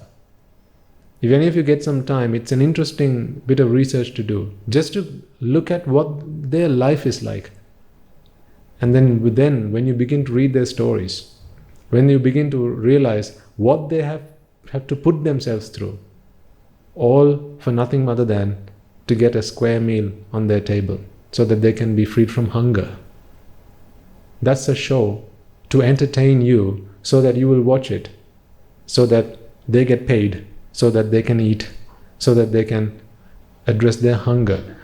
How can you have sensual thoughts about someone like that? Is it not sympathy and pity you begin to feel after that for them? See, none of you had to do any of that. You're all teachers, doctors, engineers, lawyers, right? People who use your skills and talents. You never had to use your body to earn your living. You never had to use a body to earn your living. But they did, and they still do. What you see on stage is a very different story behind scenes. Some escorts, escorting business, where you can pay people money to come and spend time with you. If you read the stories about their lives, you'll be shocked. I did some research about that because I wanted to find out, what you see on the surface is not what's real. That I began to understand when I was listening to Guru Swaminathan's sermons. What you see on the outside is not what's really going on behind the scenes. If only you take some time to study the lives of escorts, both men and women, right, who earn money to sell their bodies, and the amount of grief and torment and torture that they go through on a daily basis, and the fear with which they live, it's incredible. It's shocking. Shocking. It brings a tear to your eye, folks. If you only take a moment to study these stories of these people's lives, and some of them are mothers of young children. The only way that they can feed their child is if they engage in the escort business, if they sell their bodies to somebody. Some of them, because of the circumstances that they found themselves in growing up, they were tortured and they were abused by either their family or relations or teachers.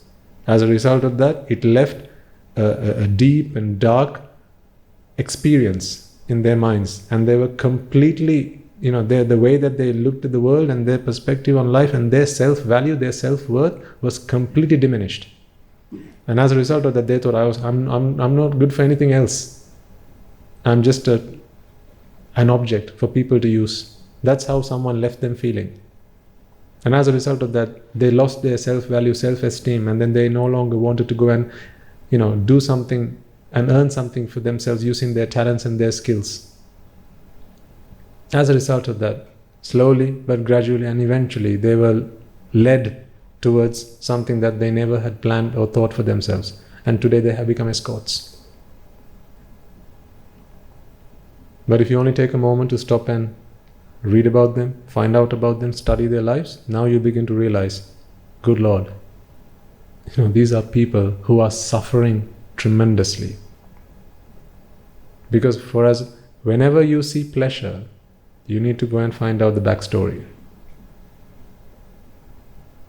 The sex trade backstory is a very painful one. It's a very sad story. A lot of patients come and see doctors about them. Psychologists spend a lot of time with sex workers because the backstory nobody sees. And how they have to bribe officials just to be able to continue doing their jobs.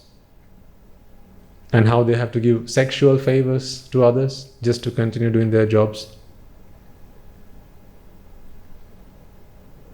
People don't take a moment to stop and think what's going on. This is what I'm saying. Again, this is not Nibbana. This is all coping mechanisms. Putting things into perspective. That's what I'm saying. If you have an addiction to pornography, right, and you're sitting in front of the computer, watching those video clips, or this may not apply to everyone in the audience, but there's a large population of young listeners who are listening to these sermons online, and those who don't listen to the singular sermons also. If you or anyone you know have such problems, I want you to explain to them. Just take a moment to think about what's really going on behind the scenes. Each of those scenes, you've got a film crew. What looks like an intimate connection, relationship between two people. That's all you see, because that's all the camera captures. Behind the camera, there's a whole crew of people. One's holding the makeup kit, the other's holding the cut sign, cut, right? Shoot, 3, 2, 1, go. Then there's the directors, there's the lightmen, there's the camera crews, and everybody. And everyone, this is a display. Now where's the glamour in that? Some scenes, they have to be shot 10 times over because it doesn't capture the experience properly. It doesn't capture it properly. So you can't sell it. See, now think for a moment, why is that man and woman doing that? Whatever they're doing. It's so that they can earn a living. So that they can feed their hunger. So that they can put a square meal on their table. So that they can feed their family. So that they can send their child to school. How can you have sensual thoughts about that? So that they can send their child to school. So that he or she can get their young infant inoculated. Get the right medicines for her ailing grandmother, or for her ailing mother.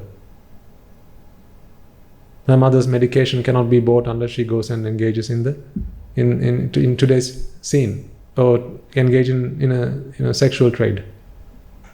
When you put that into context, how can you have sensual thoughts about what people are doing, in engaging in sensual acts? That's the story behind the scenes. Again, that's not the Noble Eightfold Path, but this is a coping mechanism. Because I know there'll be a lot of people, a lot of young people who come and talk to us regularly. A lot of young people come and talk to us about this problem on a regular basis, almost daily.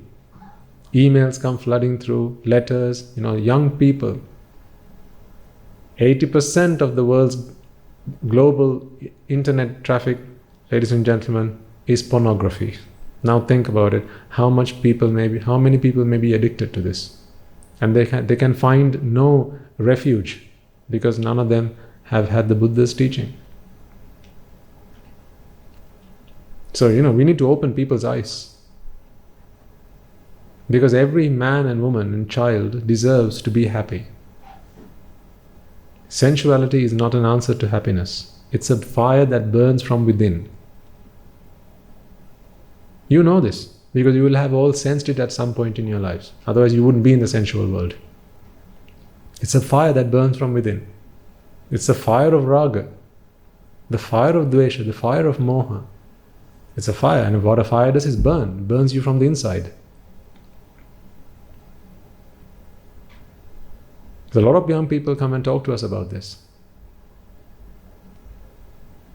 Then they listen to the Dhamma, and now they want to apply anicca dukkha anatta. But the problem is, in the moment where everything's just in flames and you can't now start making sense of things, they don't have that peace of mind. Their mind is too flustered to be able to apply the Dhamma. So a coping mechanism in such situation might be quite handy.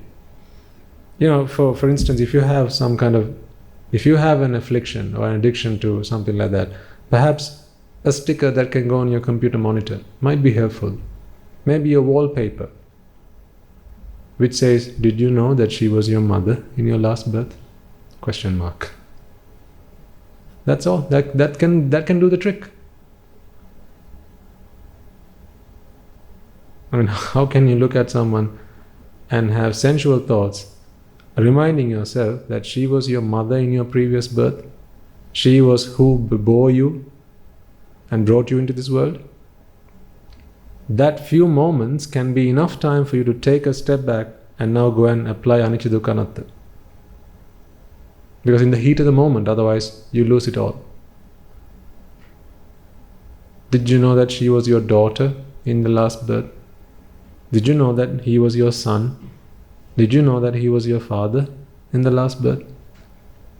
And this is not just for males, females have this problem equally. Both men and women. We know because people come and talk to us about these problems. I thought I knew people's problems before I became a monk. Little did I know. I knew nothing. Today I realize how much people suffer because of raga, dvesha, moha. Raga, dvesha, moha is a curse.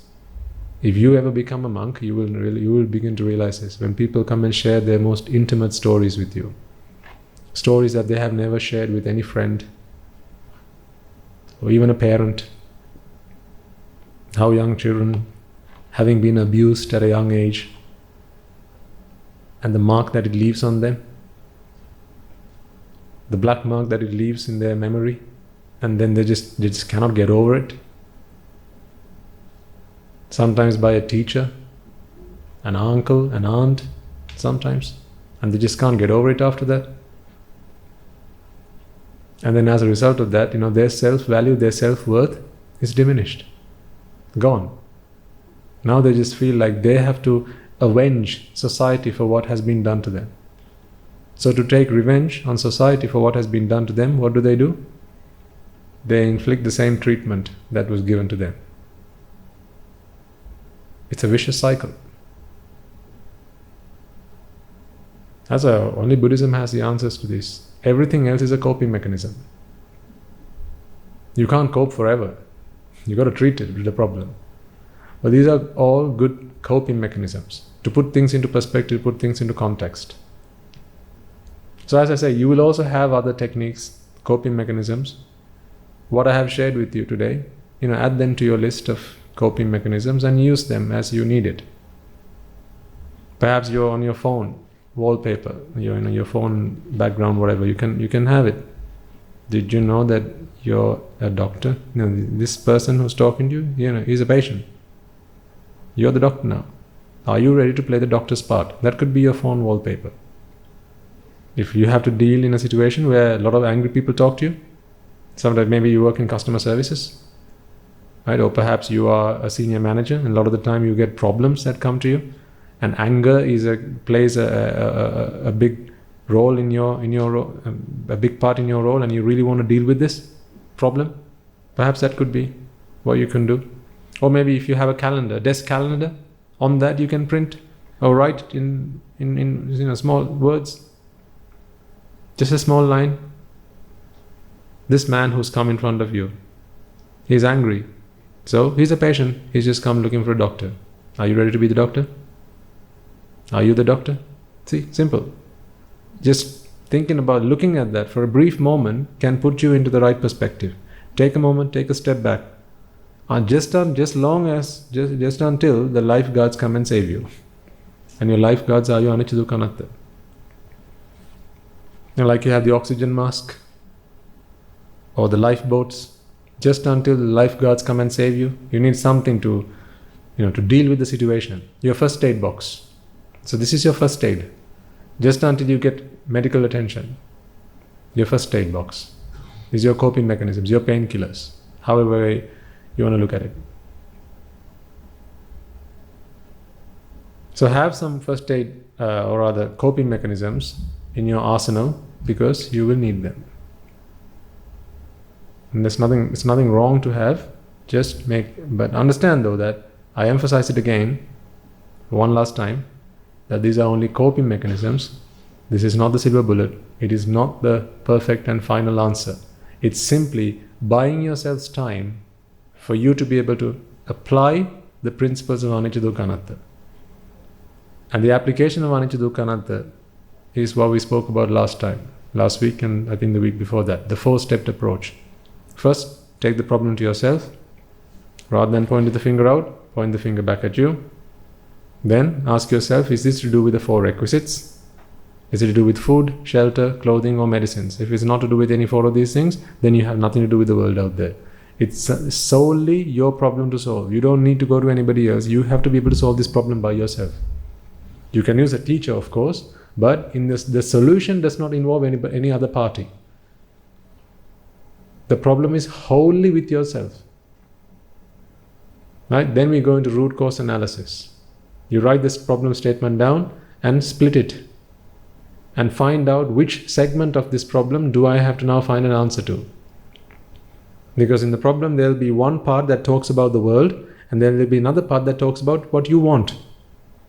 So having written the sentence down with the word want, now you start to find an answer to this. So to eradicate want, first you need to ask yourself, what is the problem with wanting? Every time you get this opportunity to do this, remind yourself of what are the pros and the cons. So last week and the week before last, as I was talking with you, you may know I do this sermon with my parents every Sunday, half an hour, 1 hour. So that these days I'm talking to them about attachment, and as I said, they're very they like their logic, right? So I have to apply through logic. If it makes sense logically, they will accept it. I can never win anything by asking them to believe in something. So they don't like that approach. So it has to be logical. So I have come thus far. They have accepted that attachment is the cause of suffering. So my next step is to ask them, so let's work on eradicating attachment. But before that, I said, before we start eradicating attachment, let's find out, are there any cons to eradicating attachment? Because what if in eradicating attachment, getting rid of attachment, you also get rid of something else that might be useful? So then because otherwise you have this reluctance.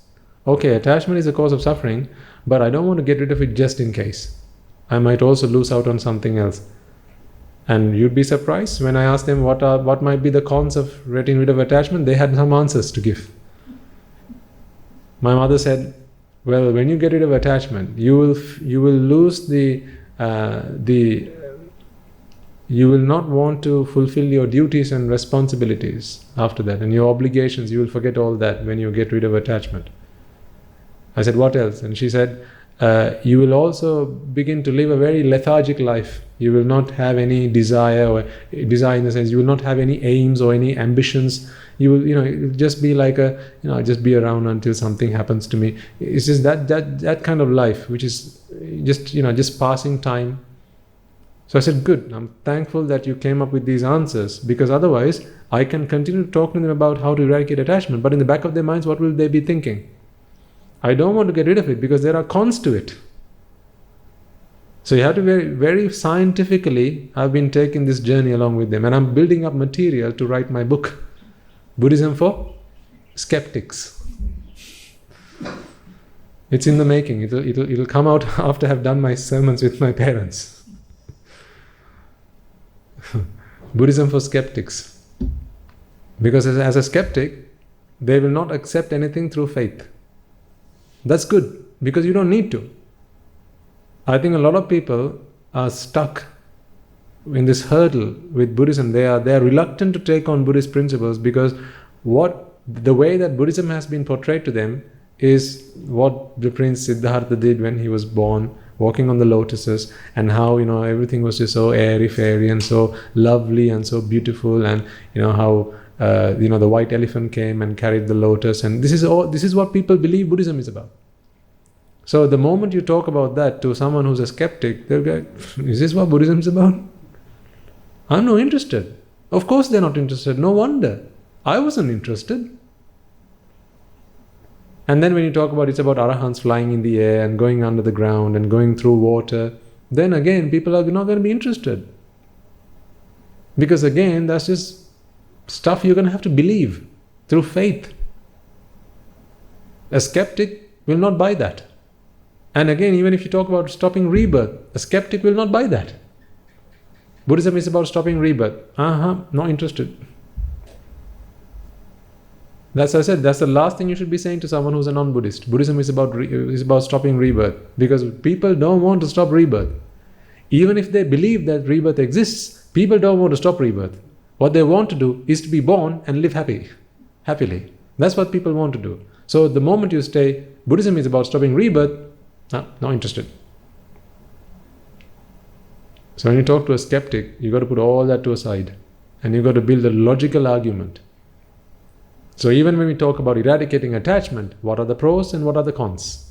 What are the side effects of removing attachment? What are the side effects of anicca, dukkha, anatta? You got to be able to prove to them that there are no side effects. This is a win-win situation. There are no losses. Nothing to lose and everything to gain. When you present a case like that, now you're sold. Checkmate. You can't move anywhere. You have to buy this. No arguments, no counter-arguments can be put forward. I love the fact that Buddhist philosophy is so solid. So solid. You can't pick any holes in this. If you could, I would have picked them by now. That's how skeptic I used to be. I would have picked them by now. If there were holes to pick in this. This is so airtight. You can keep digging. You will only find the truth. The more you dig, the more the truth you will find. That's why we need to get our people to focus on that. Particularly our Western audiences. Right? People who don't come from the same backgrounds that you have. People who don't come from the same family backgrounds that you have. In your cases, most of your parents and grandparents, right, they will have had a good grounding in Buddhist principles and Buddhist philosophies. Even if you didn't know what the Mahasangha was, when you saw Swamin Wahanse, your hands would naturally come together as a mark of reverence to them. But that is not the case with a lot of people in this world. To them, that's just, it's just people in a yellow robe. That's all it is to them. So we need to take a very logical and methodical approach. Using science, we can prove that Buddhism is the deal, is the real deal. So we need to take this message out to our people, and you all have a part to play. I'll tell you what that part is when I start compiling the book. You'll all have a part to play. Perhaps you'll have testimonials that you can share. And in those testimonials, you'll be sharing what your stories are, where you came from, how you started this journey, and how the Dhamma has transformed your lives. I think that will be really powerful, to have your testimonials in there. All you got to do is just hang in there. Don't go until I've written the book. Like, I'm planning on making a start this year, so just hang in there. Don't anyone go before I've taken your testimonial. Because we need to take the Buddha's message, folks, to everybody out there. And if your contribution is in writing a testimonial, here's how it changed my life, then that will do wonders. Because every soul that it touches, every person that reads that book, now they have a story to relate to. The background that you came from. How to you, Buddhism was simply another religion. And then you listen to the Dhamma, and then you began to realize, hey, this is not a religion. This is a science. It is the science of happiness.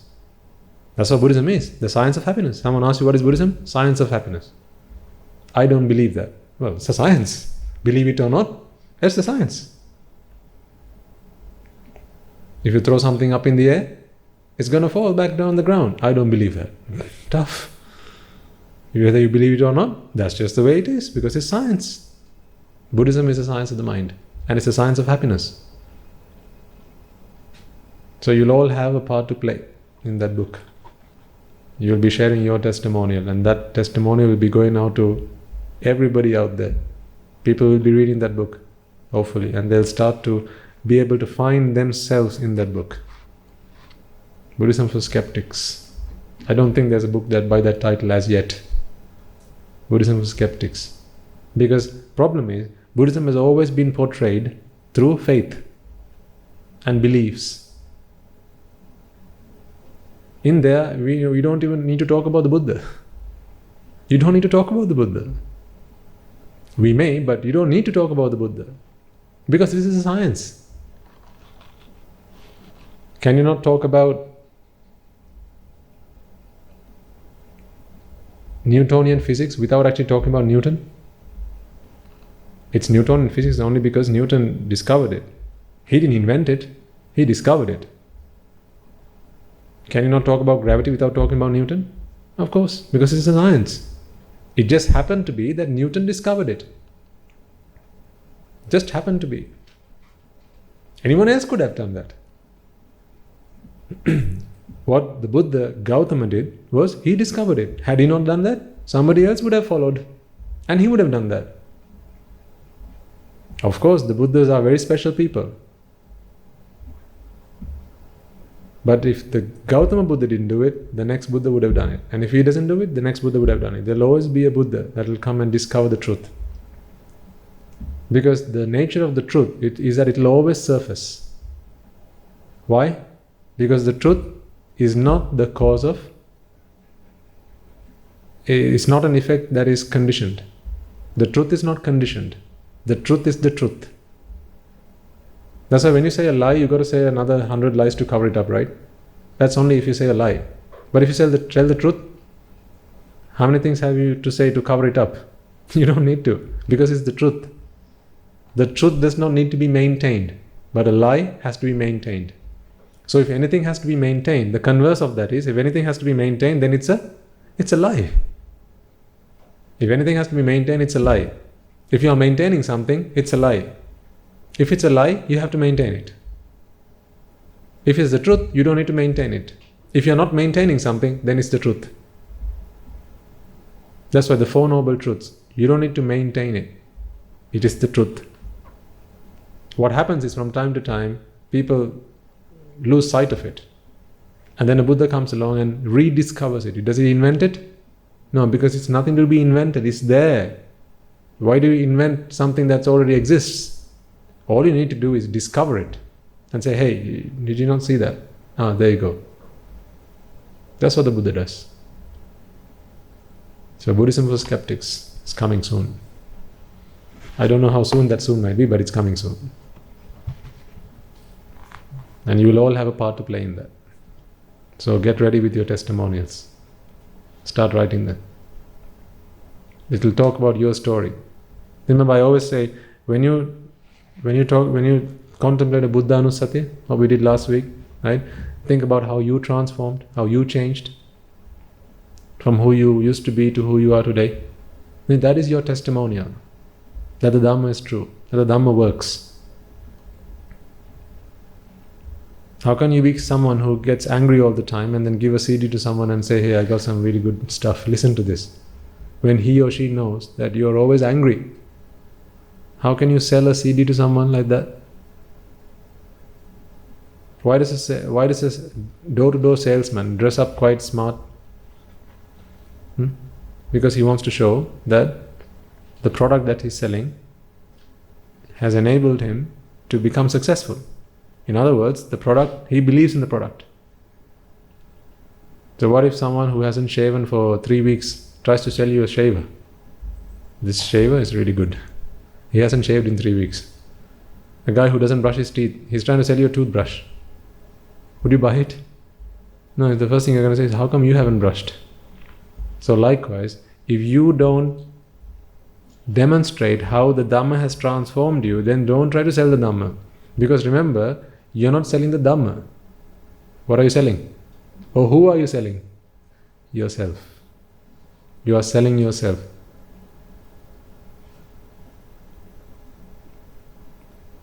People sell people.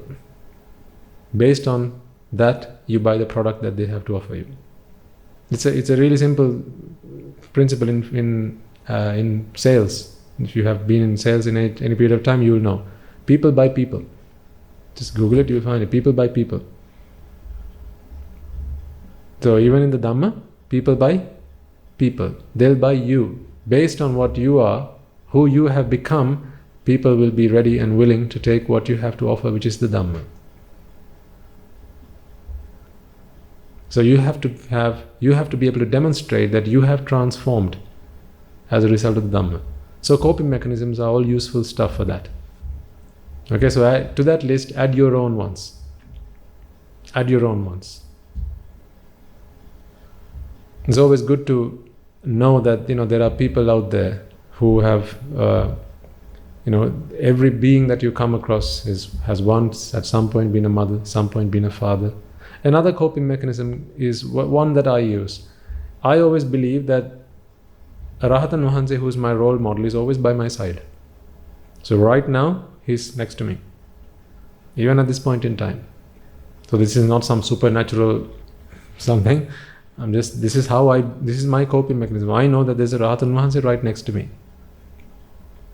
So for each of you, whoever you role model, either Rahatan Vahanse or Rahat Mehinin Vahanse, have that person right next to you all the time.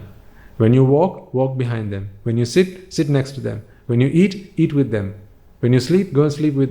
What I mean by that is, be aware that they're next to them, next to you. They're alongside you, they're beside you. Because then your conduct will always be one which will earn you praise and honor from the Arahatan Vahanse who's next to you. You will never be inclined to do something if you know that they are going to be dishonoring you, or they are going to shame you for your conduct. You will not do that. So before you say something, ask yourself, if I say this out loud, what would that Arhatun Wahanse think of me? If I go where I'm going to go, what would that Arhatun Wahanse think of me? Would he be willing to go where I'm going to go? Would he be willing to go where I'm going to go, where I'm wanting to go?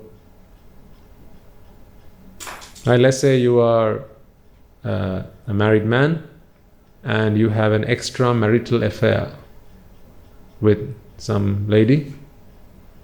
Now you have the Arhatun Wahanse next to you. You're getting all dressed up to go where? To go see this other partner. Would the Arhatun Wahanse come with you? Would he? No, then don't go.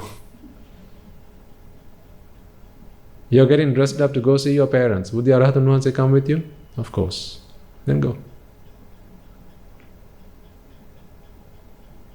You're getting ready to go and take something that doesn't belong to you. Would the Arhatun Wahanse come with you? No. Then don't go. You need to be in the office by 9 o'clock. Your plan is to go at 9:30. Not because you're allowed to be there by 9:30, but because you think, half an hour, who cares? Who's with you? The Arhatun Wahanse. Would he approve? No. Then don't go at 9:30. Go at 8:30.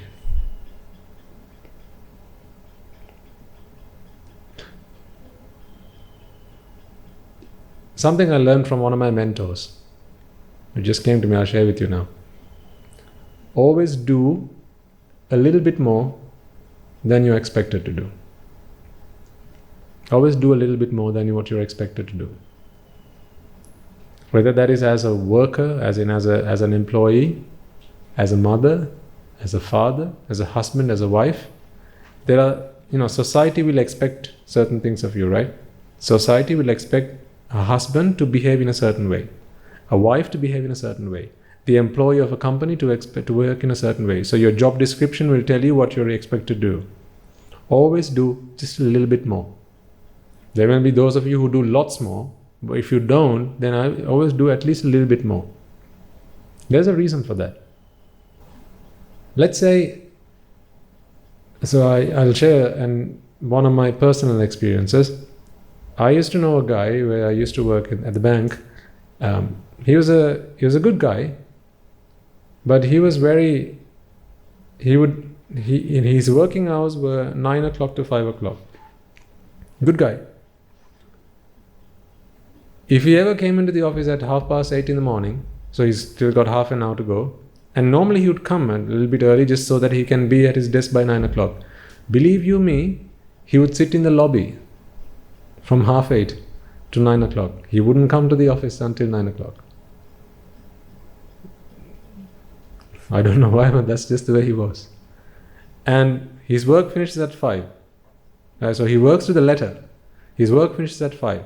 So we used to have this chat facility, so we can use to communicate with each other in the office. Sometimes you're in the middle of a conversation. So you ask the question and hit enter. Now it's 4:59, 55 seconds, 6, 7, 8, 9. If it ever hit 5 o'clock, you can be guaranteed it's going to go offline. Messenger goes offline. Not even simple as a goodbye. It will go offline. Because I need to be out of my seat by 5 o'clock. That's it. Shut down. Right or wrong, I don't know. That's just the way he was. So he'd be there by sharp 9 o'clock and he'd be out of his seat by sharp 5 o'clock. That's good, but it's not great. To go from good to great, always be willing to do just a little bit more than what you're expected to do. In any context. That's why I say, this is not just in the workplace. As a husband, do just a little bit more at least than what your wife expects of you. As a wife, do a little bit more than what your husband expects of you. As children, do a little bit more than what your mother or father expects of you. Just a little bit more. That little bit more is a lot more. It means a lot. That cherry on the cake, when you make a cake and you put that little cherry, that glazed cherry on top of the cake, right? It's worth all of the cake and more. Because it's that cherry on top of the cake that makes the cake look magnificent. Take away the cherry, cake. Yeah, okay, cake. But add the cherry on top. British Airways, I remember watching a documentary. They, for their passengers who fly first class, whenever they make their dishes, they take a lot of effort and put a lot of detail into how it looks. And sometimes just taking away one cherry can save themselves many millions of pounds. They did some research, and I remember reading about it. But they won't do it because that cherry is very important. It's only a cherry, but it's very important. That glazed cherry doesn't taste all that great, but still, adding that extra little bit more, it's called gold plating. Putting that just a little bit more makes a whole of a difference. And I'll explain to you why that is. There's actually a principle behind this. It's not just because, there's principle behind this. The principle is this. I'll give you an example, right? Let's say you hire a mason to do some work. You hire a bricklayer to lay some bricks and build a wall for you. You ask the guy to work from a day's worth of work, so from 9 to 5 is a day's work for him. And let's say you pay him 1,000 rupees, okay, just for argument's sake, 1,000 rupees. So when you pay this guy 1,000 rupees and he comes into the office, or he comes into this site, the construction site, at 9 o'clock and he leaves at 5 o'clock. When he works, he's, of course, this is labor, okay, and through labor and you paying money, this is a transaction that's happening, right? This is a transaction. So this transaction involves him giving you labor and you giving him money. So at the end of this day, now that transaction has been reconciled. If you pay him at the end of the day, the transaction has been reconciled. So it's not arrears, not in red, it's just, he's given you and you've given him back. So balance. The universe is balanced again. But you and I, we all know that in this long journey in samsara, we have always been indebted to others. This is why even before the beginning of a sermon, we invite those beings who we have come across in samsara to offer them an opportunity to listen to the Dhamma and rejoice in the merits. And by doing that, we are able to allow them the opportunity to, or rather we offer ourselves the opportunity to repay debts that we owe them. Now this bricklayer who's come to the construction site and he's working with me and I'm paying him money, obviously I've got transactions with him that we need to reconcile. Sansaric transactions. Sasara Ganudenu, that we need to reconcile. Right now he's laying bricks and I've paid him some money, transaction reconciled. However, there are lots of other transactions that are yet to be reconciled, sansaric transactions. If this bricklayer, instead of coming at 9 and leaving at 5, if he came in at 8:45, 15 minutes extra, it may be that I only pay him 1,000 rupees, but the impression that he gives me is that he really wants to do this. He's quite eager and he wants to give me his service. That is why he's coming 15 minutes before he need to be there. That 15 minutes to me is worth more than the entire day, or maybe an hour or two of his time he spent there laying bricks. That 15 minutes, the impression it has, the effect it has on me is immense. As a result of that, it brings me a lot of pleasure and joy. It brings me a lot of joy. When I have joy, when I sense joy in my heart, he's given me what? Not just the wall, he's given me happiness. He's given me happiness. Now what he's done is he's reconciled a debt, a sansaric debt, by giving me an opportunity to rejoice and experience happiness in my heart. See, he's now reconciled a debt. Not just the laying bricks and the 1,000 rupees, but he's given me joy because I would have given him joy at some point in samsara. That debt has now also been reconciled. We also have a habit, don't we, that whenever we pay someone some money for some work, we always give them a tip. Materialistic people, they think, why do you do that? You don't need to give extra. If it's 25 rupees and 30 cents, don't give 31, 30. Don't round it up or don't round it down, just give it exactly the right figure. Okay, so materialistic people, they don't like to tip. They like to keep it very, clear cut. But there's actually a lot of sense and there's a lot of science in giving someone tip. Because what happens when you do that is, again, sansaric debts. It may be that you only need to pay this man 1,000 rupees. If you pay him maybe 100 rupees more or 50 rupees more, now you bring that person joy in their hearts. Because now you're actually giving them something additional to what they expected. And through that they experience joy. That is reconciling a sansaric transaction that was to be reconciled. You've paid them the money for laying the bricks, but you've also given them a little bit more to reconcile a sansaric transaction. There are a lot of benefits to this. Let's say you as a worker, you go into the office, or if you are, say, for example, the bricklayer, and you're always there 15 minutes before work starts. Work starts at 9, you're there by quarter to 9. The impression you leave on me is that you are a very good worker, you're a very good employee. So now what I'm going to do is, if ever I hear someone wanting someone for work, who do you think I'm going to recommend? Yeah. Because I'm going to recommend the person who left a good impression with me.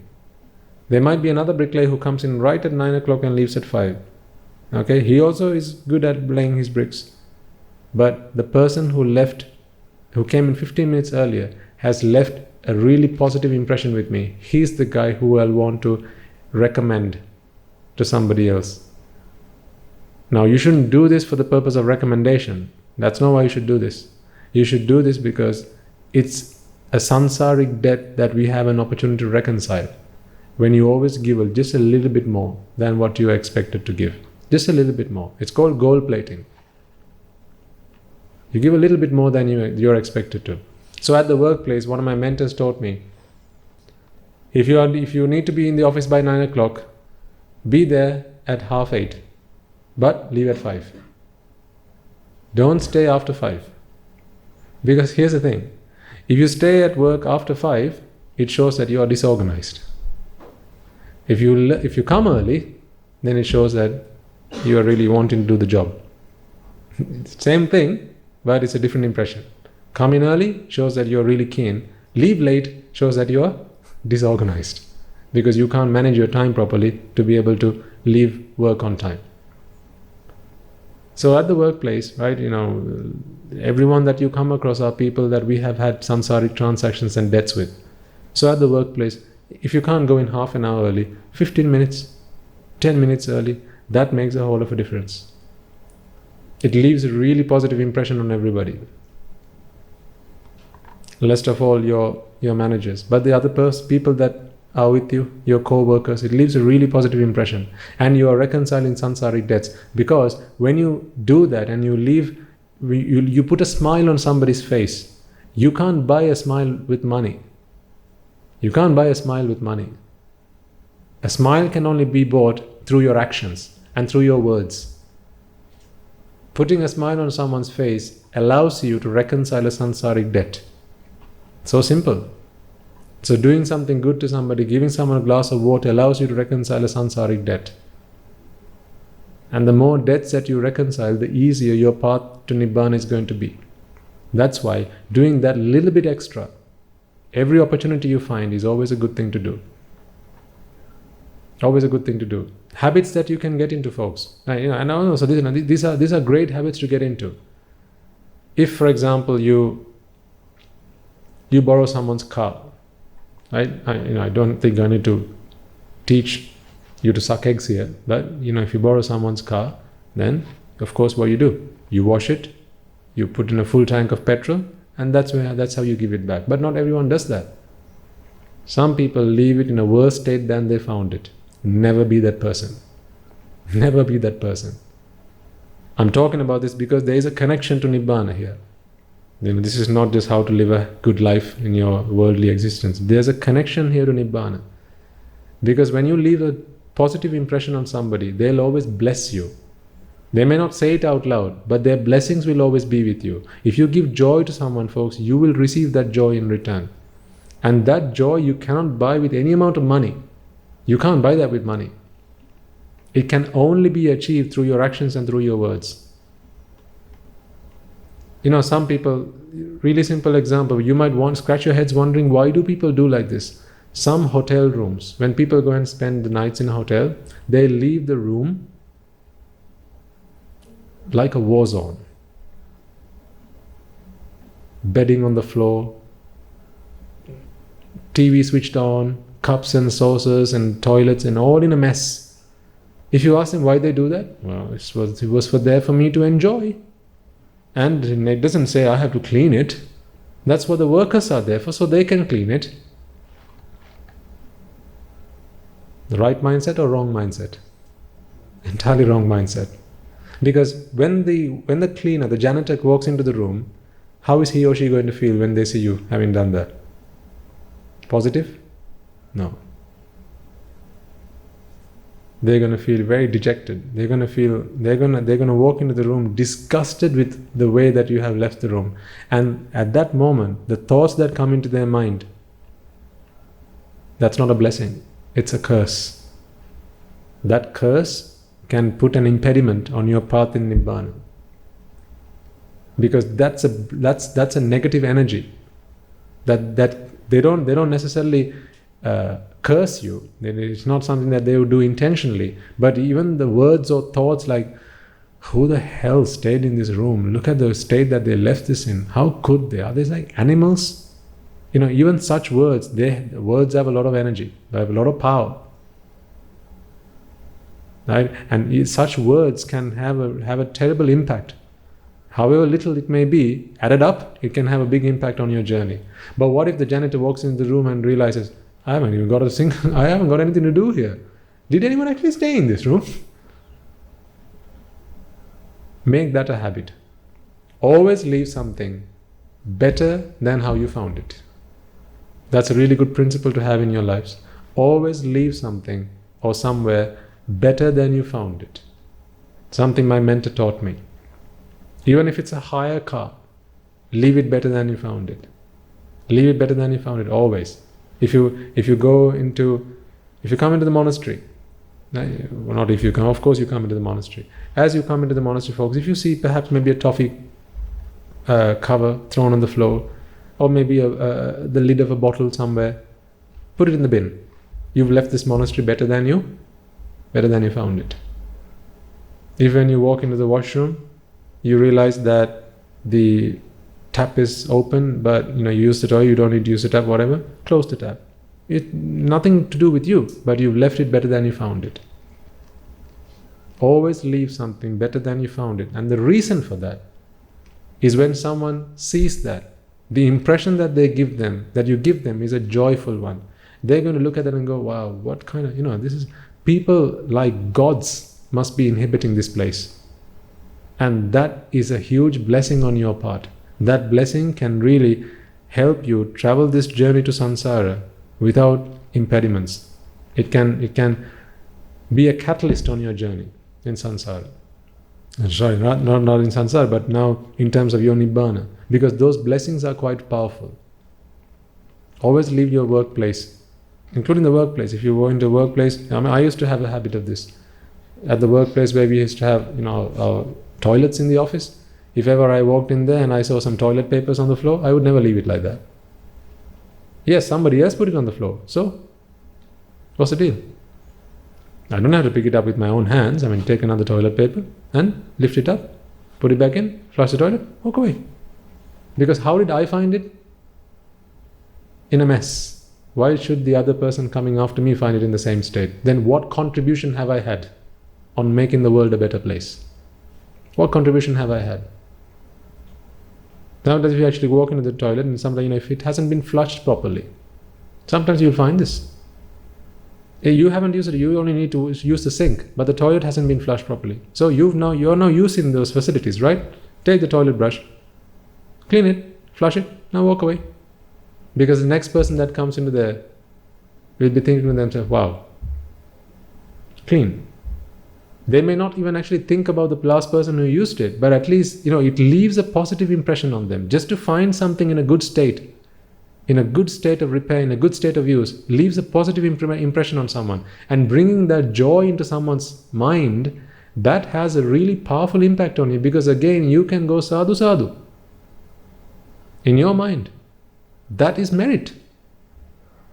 That's again merit. Don't you think, if you going into your workplace, cleaning the toilet and pressing the flush button and walking out, don't you think that's a meritorious deed? It's a hugely meritorious deed. Because the next person that comes in there is going to have a positive impression, not a negative impression. When you walk into the kitchen, usually if it's your home, then, I don't need to talk to you about it because it's your duty. But if you go into the kitchen of your workplace, and there's a dish that hasn't been washed, feel free. You don't have to do all the dishes. If there's a cup that's, you've come to wash your cup. You've just had your tea and you've come to wash your mug. There's one left here, someone's left it there. So what can you do? Wash it. One, it'll help you with your humility. Everyone's watching. Don't do it to become an ad. Everyone's watching, I should do it now. Because everyone's going to think that I'm such a humble person. Now that's a dog barking. Don't let the dog bark. If that's how you feel, then best not do it. Just leave it. When no one's watching, that's the best time to do it. A good way to find out if you have a lot of ego. Do you feel like you like to do things when people are watching? I like to do good things when people are watching. If no one's watching, then don't feel like doing it. If you want to lift something, there's litter on the floor. You want to lift it up, but before you lift it, you look. Is anyone watching me? Oh yeah, someone's there. Hey! Why? Because you want credit. Again, this is ego. So don't do things when people are watching you. Or don't do things so that you can get credit from others. Don't worry, Tata is giving you credit. You don't need other people to watch you to give you credit. Tata is giving you plenty of credit. Because your merit is not in the deed you're doing. It's not in the action. It's in the mindset that you have. And don't defile that meritorious mindset through ego. Because that reduces the potency of that merit. When ego creeps in, it reduces the potency of that merit. Give me an answer to this question. Someone sweeps this room, okay? There's a Pruthagjana, a Sotapanna, a Sakruddhagami, Anagami, and an Arahatun Vahanse. These 5 people sweeping this room. In order of how much merit is earned, how would you line them up? How would you line them up? Who earns the most amount of merit? Not the Arahatun Vahanse? Why not? Yes, it's the Anagami person. Then the Sakruddhagami person. Then the Sotapanna person. Then the Pruthagjana. And finally, the Arahatun Vahanse. Why? Because an Arahant earns no merit. Because merits cannot be earned by an Arahatun Vahanse because he has no vexation to be relieved from. And also that shows you that merits are for the purpose of Nibbana. Because once you've attained Nibbana, you can't do merit after that. It's like a spare wheel, right? Like a spare wheel of a car, you only need a spare wheel if your wheels can be punctured. If you have punctureless wheels, why you need a spare wheel? You don't need a spare wheel. Similarly, once you have attained Arahathood, you can't do merit. Even if you tried. Does that not tell you what merits are for? That tells you that merits are for the purpose of attaining Arahathood. Because once you've attained it, now you can no longer do merit, even if you wanted to. Not that you would want to, but you can't do merits. But in the order of earning merit, the Anagami person would earn the most amount of merit. Then the Sakruddhagami person, then the Sotapanna person, and so on. And the reason for that is, the merit is not in the action, the merit is in the mindset. The mindset of an Anagami person has less ego than that of a Sakruddhagami person, and a Sakruddhagami person has less ego than that of a Sotapanna person. Don't allow ego to defile your merit. Don't allow lobha or desire to defile your merit. Don't allow aversion or dvesha to defile your merit.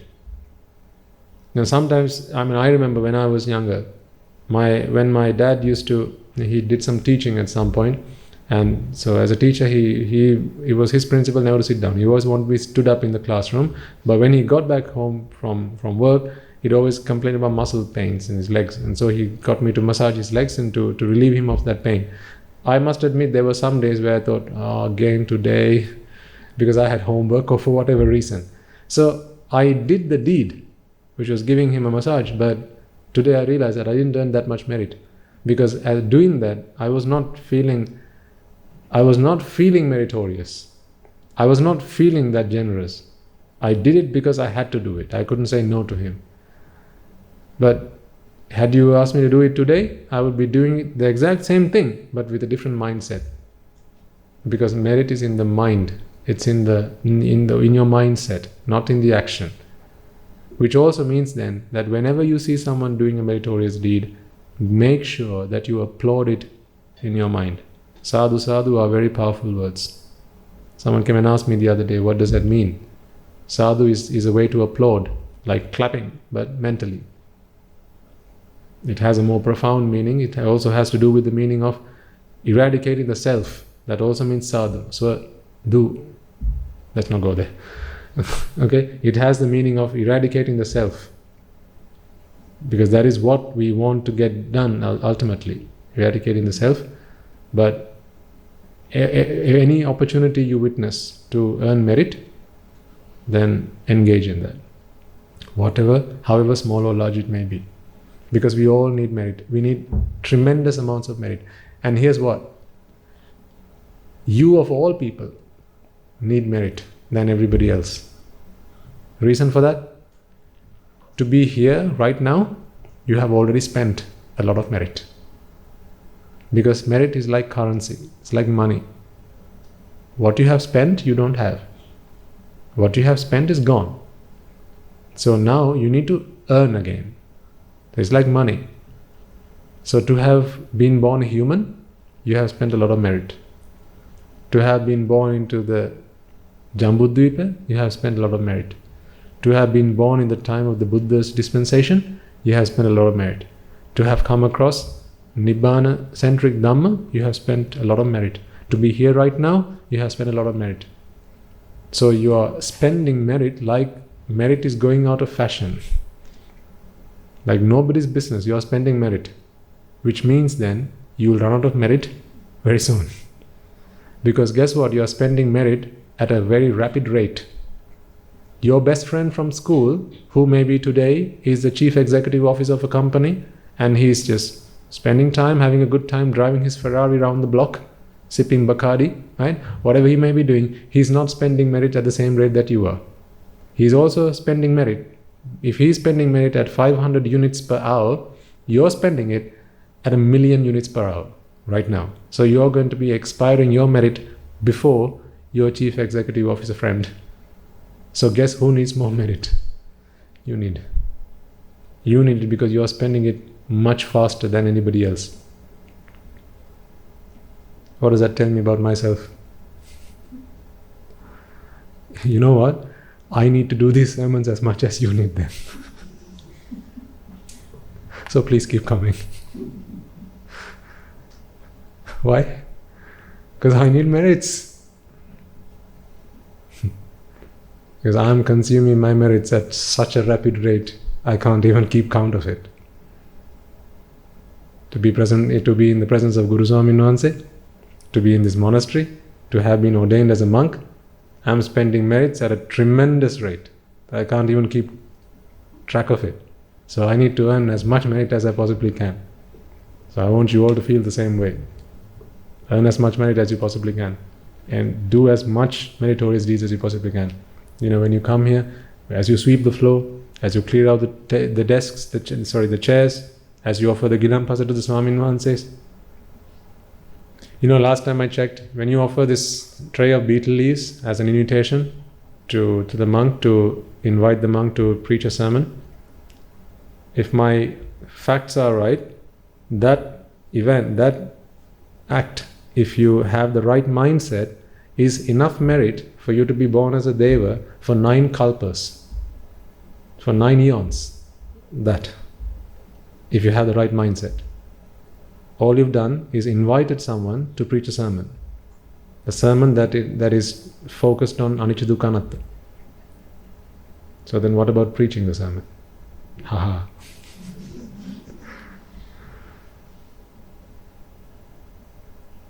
But you can all do that. You don't have to be in a robe. Sit down with a friend. Talk to him about the Dhamma. Talk to him about how you have changed. Share your story, your testimonial. If you change one life, you've changed it all. Because that one life will go and change another life. That will change another life. That will change another 2 lives. That will change another 4 lives. This is a pyramid. You don't realize, folks, how much potential you have. Human beings have ultimate potential. Unlimited potential. We human beings have. How do we know?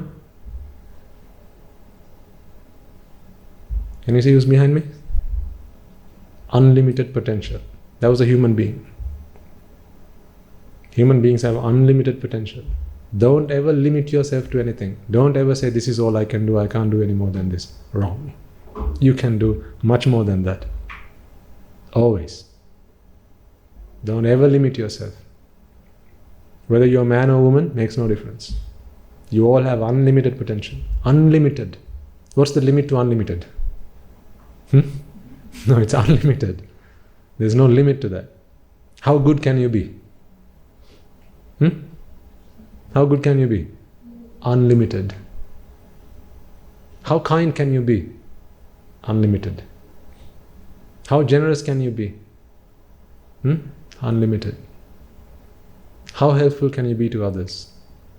Unlimited. So achieve, reach for that unlimited potential. Why don't you try and become the kindest person there has ever lived? Okay, put aside the Buddhas and the Arahatun Mahansis to a side. How about that for a life ambition? Rather than saying, I want to be a doctor one day, how about you say, I want to be the kindest person that has ever lived in recent history. I want to be the most generous person that has ever lived. I want to be the most soft-spoken person that has ever lived. Never will I say a word that hurts another person's feelings. Certainly not intentionally. That's really, truly something to achieve for. Because your potential is unlimited. Also, how evil can you be? Again, unlimited.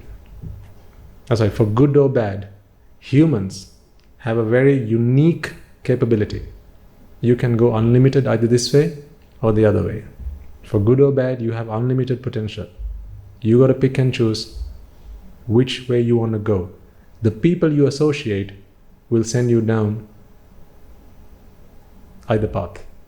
If you are in the association of the Asat Purushas, then they will send you down the wrong path, or the path of unlimited evil. That's what happened with Devadatta. Unlimited evil. But one day he's going to become a Pacceka Buddha. What's going to happen is he's going to be in the association of good people. One day. It'll be time. It'll take a lot of time. You can also achieve unlimited goodness. How about you set yourself a goal? I want to become in this new year the best husband this world has ever seen. Or for as many husbands my wife has had in Sansara, I want to be the best husband my wife has ever had in all of Sansara. I want to be the best wife my husband has ever had in all of Sansara. Now what a great ambition that is. I want to be the best son my mother has ever had in all of Sansara. I want to be the best mother, I want to be the best father my children have had in all of Sansara. Whatever profession you are doing, I want to be the best doctor. And the best doctor does not necessarily mean you got to be driving a Ferrari or a Mercedes with a lot of money. That's not what being a doctor is about. It's about being kind-hearted. It's about being able to empathize with others. It's about being able to help others who are needy. Lend a ear. Because those things you can't buy with money. That's about who you are. And it doesn't involve any money. And money is not the root of all evil. which goes against what popular belief is. People say money is the root of all evil. Wrong. Say that to another Pindika. Money is the root of all evil. He was the richest man in the time of the Buddha. He was the chief lay disciple of the Buddha, or the chief benefactor of the Buddha. How can you say money is the root of all evil? Ignorance is the root of all evil. What money does is it amplifies who you already are. If you are kind, what does money do? It amplifies that. If you are generous, what money does is it amplifies that. If you are evil, what money does is it amplifies you. Like an amplifier. It'll amplify your goodness or your badness. That's what money does. Money is neither evil nor good. Money is just neutral.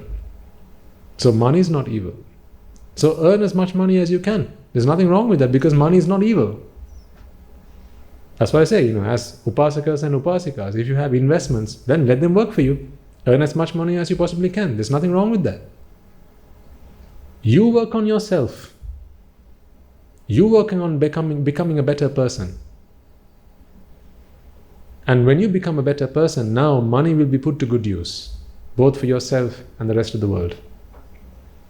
So, my final comment would be, like I said, leave everything, how? Better than you found it. So when you came into this world was in a state, wasn't it? So I want you all to leave this world in a better place than you found it. To do that, it all starts at home. It all starts with you. Work on your defilements. Get rid of them. Work on raga, desha, moha. Get rid of them. Because if you become better, then the entire world will be able to experience the benefits of that. So leave the world a better place than you found it. That's what they say. Did Michael Jackson say, heal the world, make it a better place for you, me, and for everybody else? See? You can do that. Heal the world. Heal with the ultimate bliss of Nibbana. Yes, heal the world. Make it a better place. For you, me, and for everybody else. But to do that, you got to start with yourself. Work on yourself better than you do on your job. Work on yourself better than you do on your family. Work on yourself, because in working on yourself, you become a better person overall. So don't look after me. Look after yourself for me. And I won't look after you. I will look after myself for you.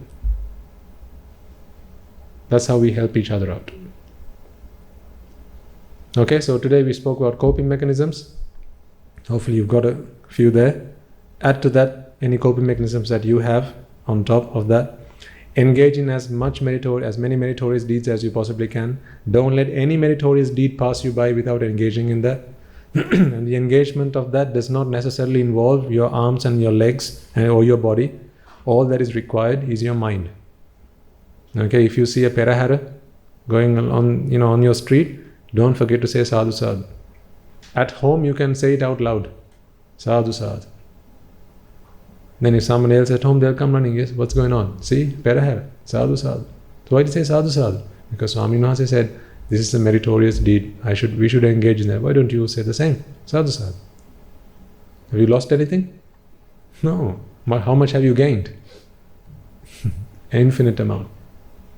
If you see a man helping someone else across the street, say sadhu sadhu. Don't have to say it out loud. In your mind, sadhu sadhu. Or very quietly, sadhu sadhu. Because then it didn't stop at mano abhisankara. It is punya abhisankara. It didn't stop at mano abhisankara. It went all the way to vachi and kaya abhisankara. So the power of that is immense. That's why I'm saying actually verbally vocalize it. If you can, without attracting attention to yourself, if you vocalize it, then actually you take it from mano abhisankara to kaya, vachi abhisankara to kaya abhisankara. Because just thinking about something is meritorious. But actually if you take it further and actually do the deed, your mind has been engaged in that for a much longer period of time. So more thoughts, meritorious thoughts have run the cycle. This is why vocalizing it is more powerful. When you say sadhu sadhu, that earns a lot of merit. And we all need merit. Me more than anybody else. Okay, so we'll do the Arya Maitri and close the sermon for today.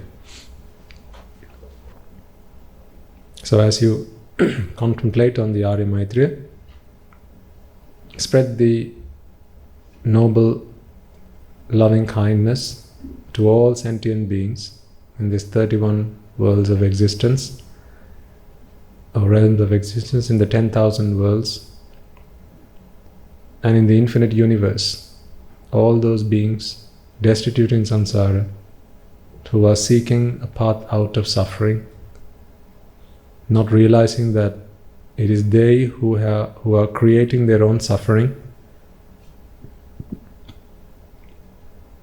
Our wish and our prayer is that may they be able to discover that suffering is wholly their making, and may they be able to put a stop to that, and may they all be able to attain the supreme bliss of Nibbana, just like you and I are striving to.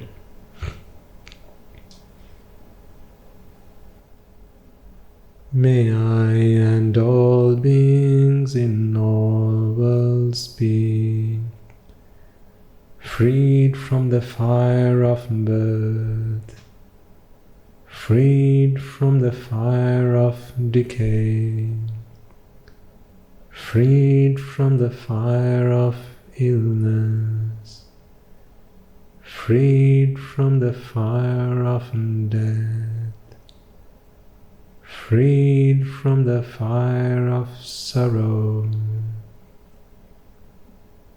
freed from the fire of lamentation, healed with the ultimate bliss of Nibbana, healed with the ultimate bliss of Nibbana, healed with the ultimate bliss of Nibbana. May I and all beings in all worlds be freed from the fire of suffering, freed from the fire of discontentment, freed from the fire of exhaustion, freed from the fire of disappointment, freed from the fire of clinging on to the five aggregates, healed with the ultimate bliss of Nibbana, healed with the ultimate bliss of Nibbana, healed with the ultimate bliss of Nibbana.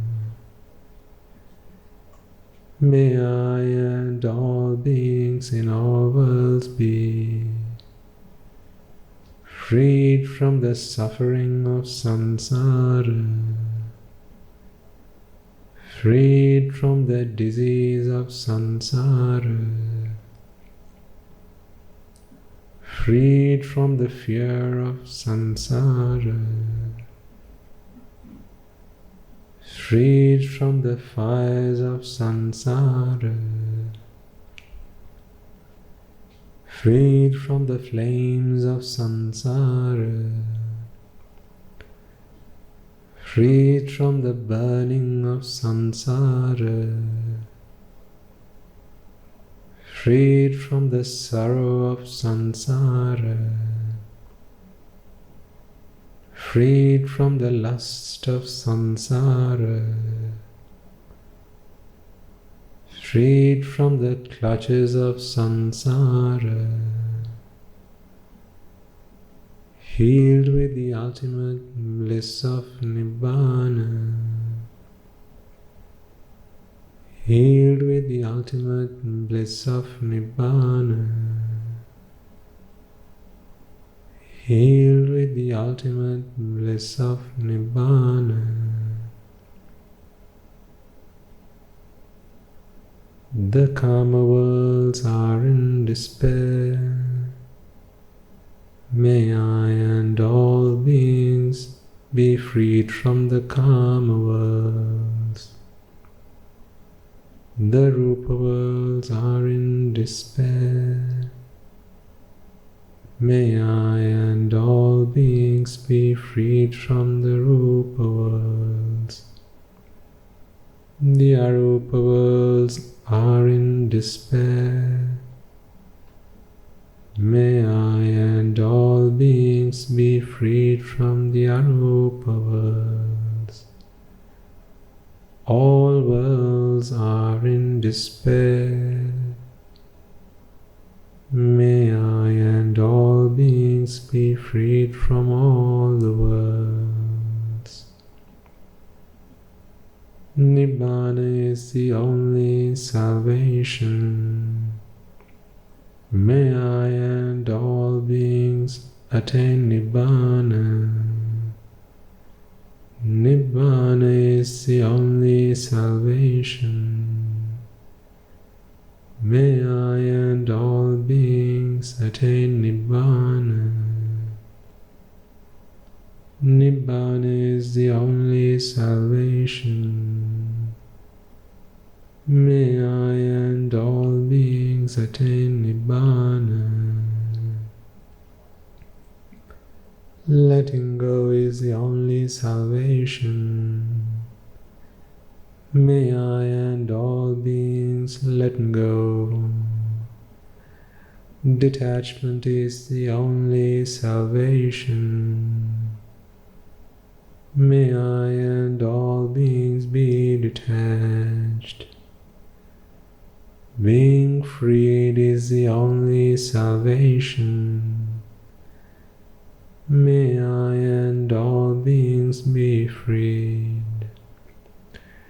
Nibbana is the only salvation. May I and all beings attain Nibbana. Nibbana is the only salvation. May I and all beings attain Nibbana.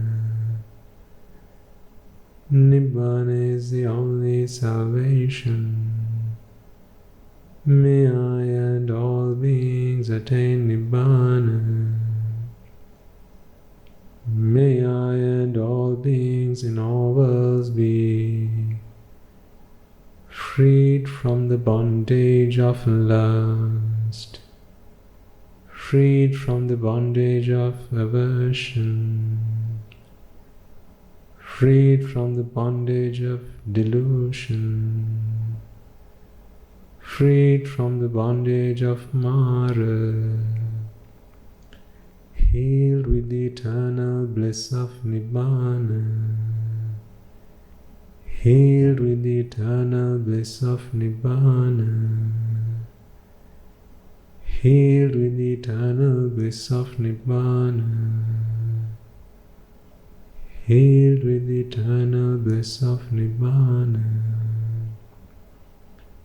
healed with the eternal bliss of Nibbana, healed with the eternal bliss of Nibbana, healed with the eternal bliss of Nibbana.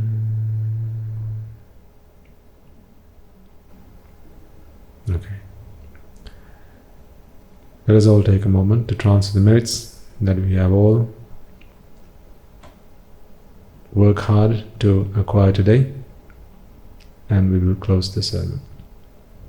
First and foremost, let us all take a moment once again to remind ourselves that we find ourselves in these extremely fortunate circumstances because of the Supreme Buddha, the perfectly enlightened one, the supremely enlightened one, the omniscient one, the magnificent one. It is He who proclaimed the teaching. It is He who is our master. It is He who is the greatest teacher we have all ever had. The Bhikkhu Bhikkhunis, Upasaka Upasikas, who since time immemorial passed down the teaching of the Buddha through the noble lineage, as well as in the form of the Tripitaka, which today is available to us to study, understand, analyze and comprehend.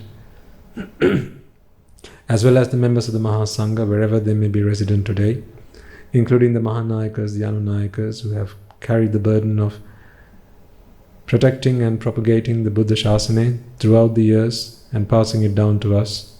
Today, we reap the results of that labor. May they all rejoice in the merits that we have all acquired today. Let us not forget, ladies and gentlemen, for a moment that although you have come along today to this monastery to listen to the teachings of the Buddha, to engage in meritorious deeds, let us not forget the members of the Mahasangha who are resident in your local temples and the nuns who are resident in local nunneries. It is they who have always been by your side, through thick and thin, come rain or shine, through the hardships that you have endured in your life.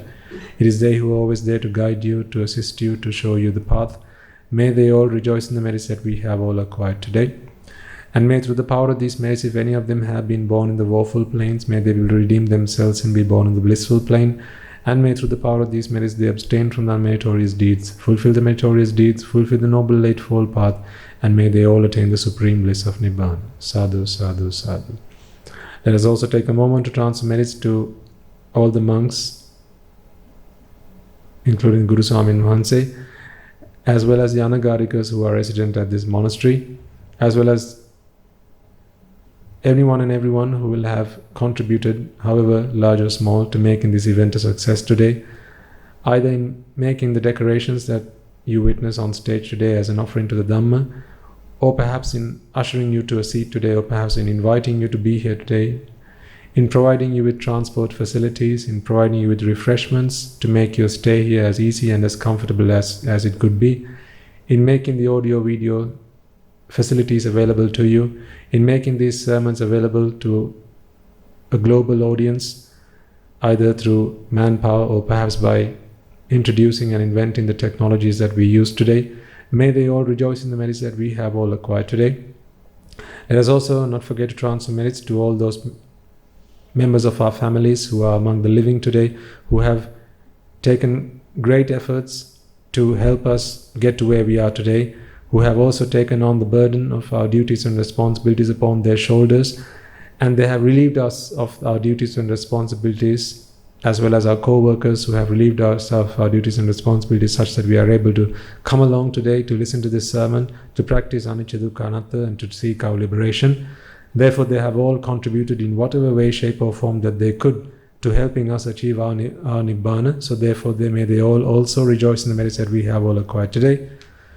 And may through the power of these merits, may they all be able to abstain from the meritorious deeds, fulfill the meritorious deeds, fulfill the noble eightfold path, and may they all attain the supreme bliss of Nibbana. Sadhu, sadhu, sadhu. Let us also take a moment to transfer merits to the Devas, Brahmas, spirits, demons, and the dead, all those we invited at the start of this sermon to join us. Anyone and everyone who might have been a mother to you, a father to you, brother, sister, uncle, aunt, nephew, nieces, grandparents, teachers, and so on and so forth in this infinitely long journey in samsara, all those beings to whom you owe debts of gratitude, may they all be able to rejoice in the merits that we have all acquired today, and may those debts be reconciled as a result of that. May all those beings who we have come past in samsara who have helped make our lives better, be able to rejoice in the merits that we have all acquired today, as well as those men and women who have fought a long war in Sri Lanka, members of the armed forces as well as members of the police force who dedicated and sacrificed their lives on many occasions to protecting the peace and harmony of our country. May they all be able to rejoice in the merits that we have all acquired today, as well as those men and women and children who might have lost their lives in the war and are today seeking merits. May they all rejoice in the merits that we have all acquired today, as well as those people who will have lost their lives in natural calamities such as the tsunamis, earthquakes, and so on and so forth, not just in Sri Lanka but also in other parts of the world, reminding ourselves that in this long journey in samsara, there's not a single being who's been a mother to us, there's not a single being who's not been a father to us. With those thoughts in mind, let us find compassion within our hearts and our minds to unreservedly transfer the merits to all of them. May through the power of these merits, if any of them have been born in the woeful planes, may they will redeem themselves and be born in the blissful planes. May through the power of these merits they abstain from their meritorious deeds, fulfill the meritorious deeds, fulfill the noble eightfold path, and may they all attain the supreme bliss of Nibbana. Sadhu, sadhu, sadhu. Let us also take a moment to transfer merits to all those men and women who are today tasked with the duty and responsibility of leading our country, developing our nation, as well as protecting our nation. Thanks to them, today you and I are able to dedicate ourselves to practicing the path to seek our liberation. May they all rejoice in the merits that we have all acquired today, and may through the power of these merits they abstain from their meritorious deeds, fulfill the meritorious deeds, fulfill the noble eightfold path, and may they all attain the supreme bliss of Nibbana. Sadhu, sadhu, sadhu. And finally, may through the power of all the merits that we have all acquired today, as well as the merits that we have acquired in transferring merits, we be able to witness the advent of many hundreds of thousands of Arahatan Mahanses in this blessed land and in our very lives itself. Sadhu, sadhu, sadhu. And finally, may you and I and everyone who has taken part and gotten involved, contributed in whatever way that they could, however small or large, be able to become an Arahatan Mahanse, be able to become an Arahat Mehanin Mahanse in this life itself and in the era of the Gautama Supreme Buddha itself. Sadhu, sadhu, sadhu. The members of the Mahasangha will now transfer their blessings to you. May I and all beings in all worlds be freed from the fires of desire. May I and all beings in all worlds be freed from the fires of aversion. May I and all beings in all worlds be freed from the fires of delusion. May I and all beings in all worlds attain the supreme bliss of Nibbana, and may the Noble Triple Gem be with you all forever. Sadhu, sadhu, sadhu.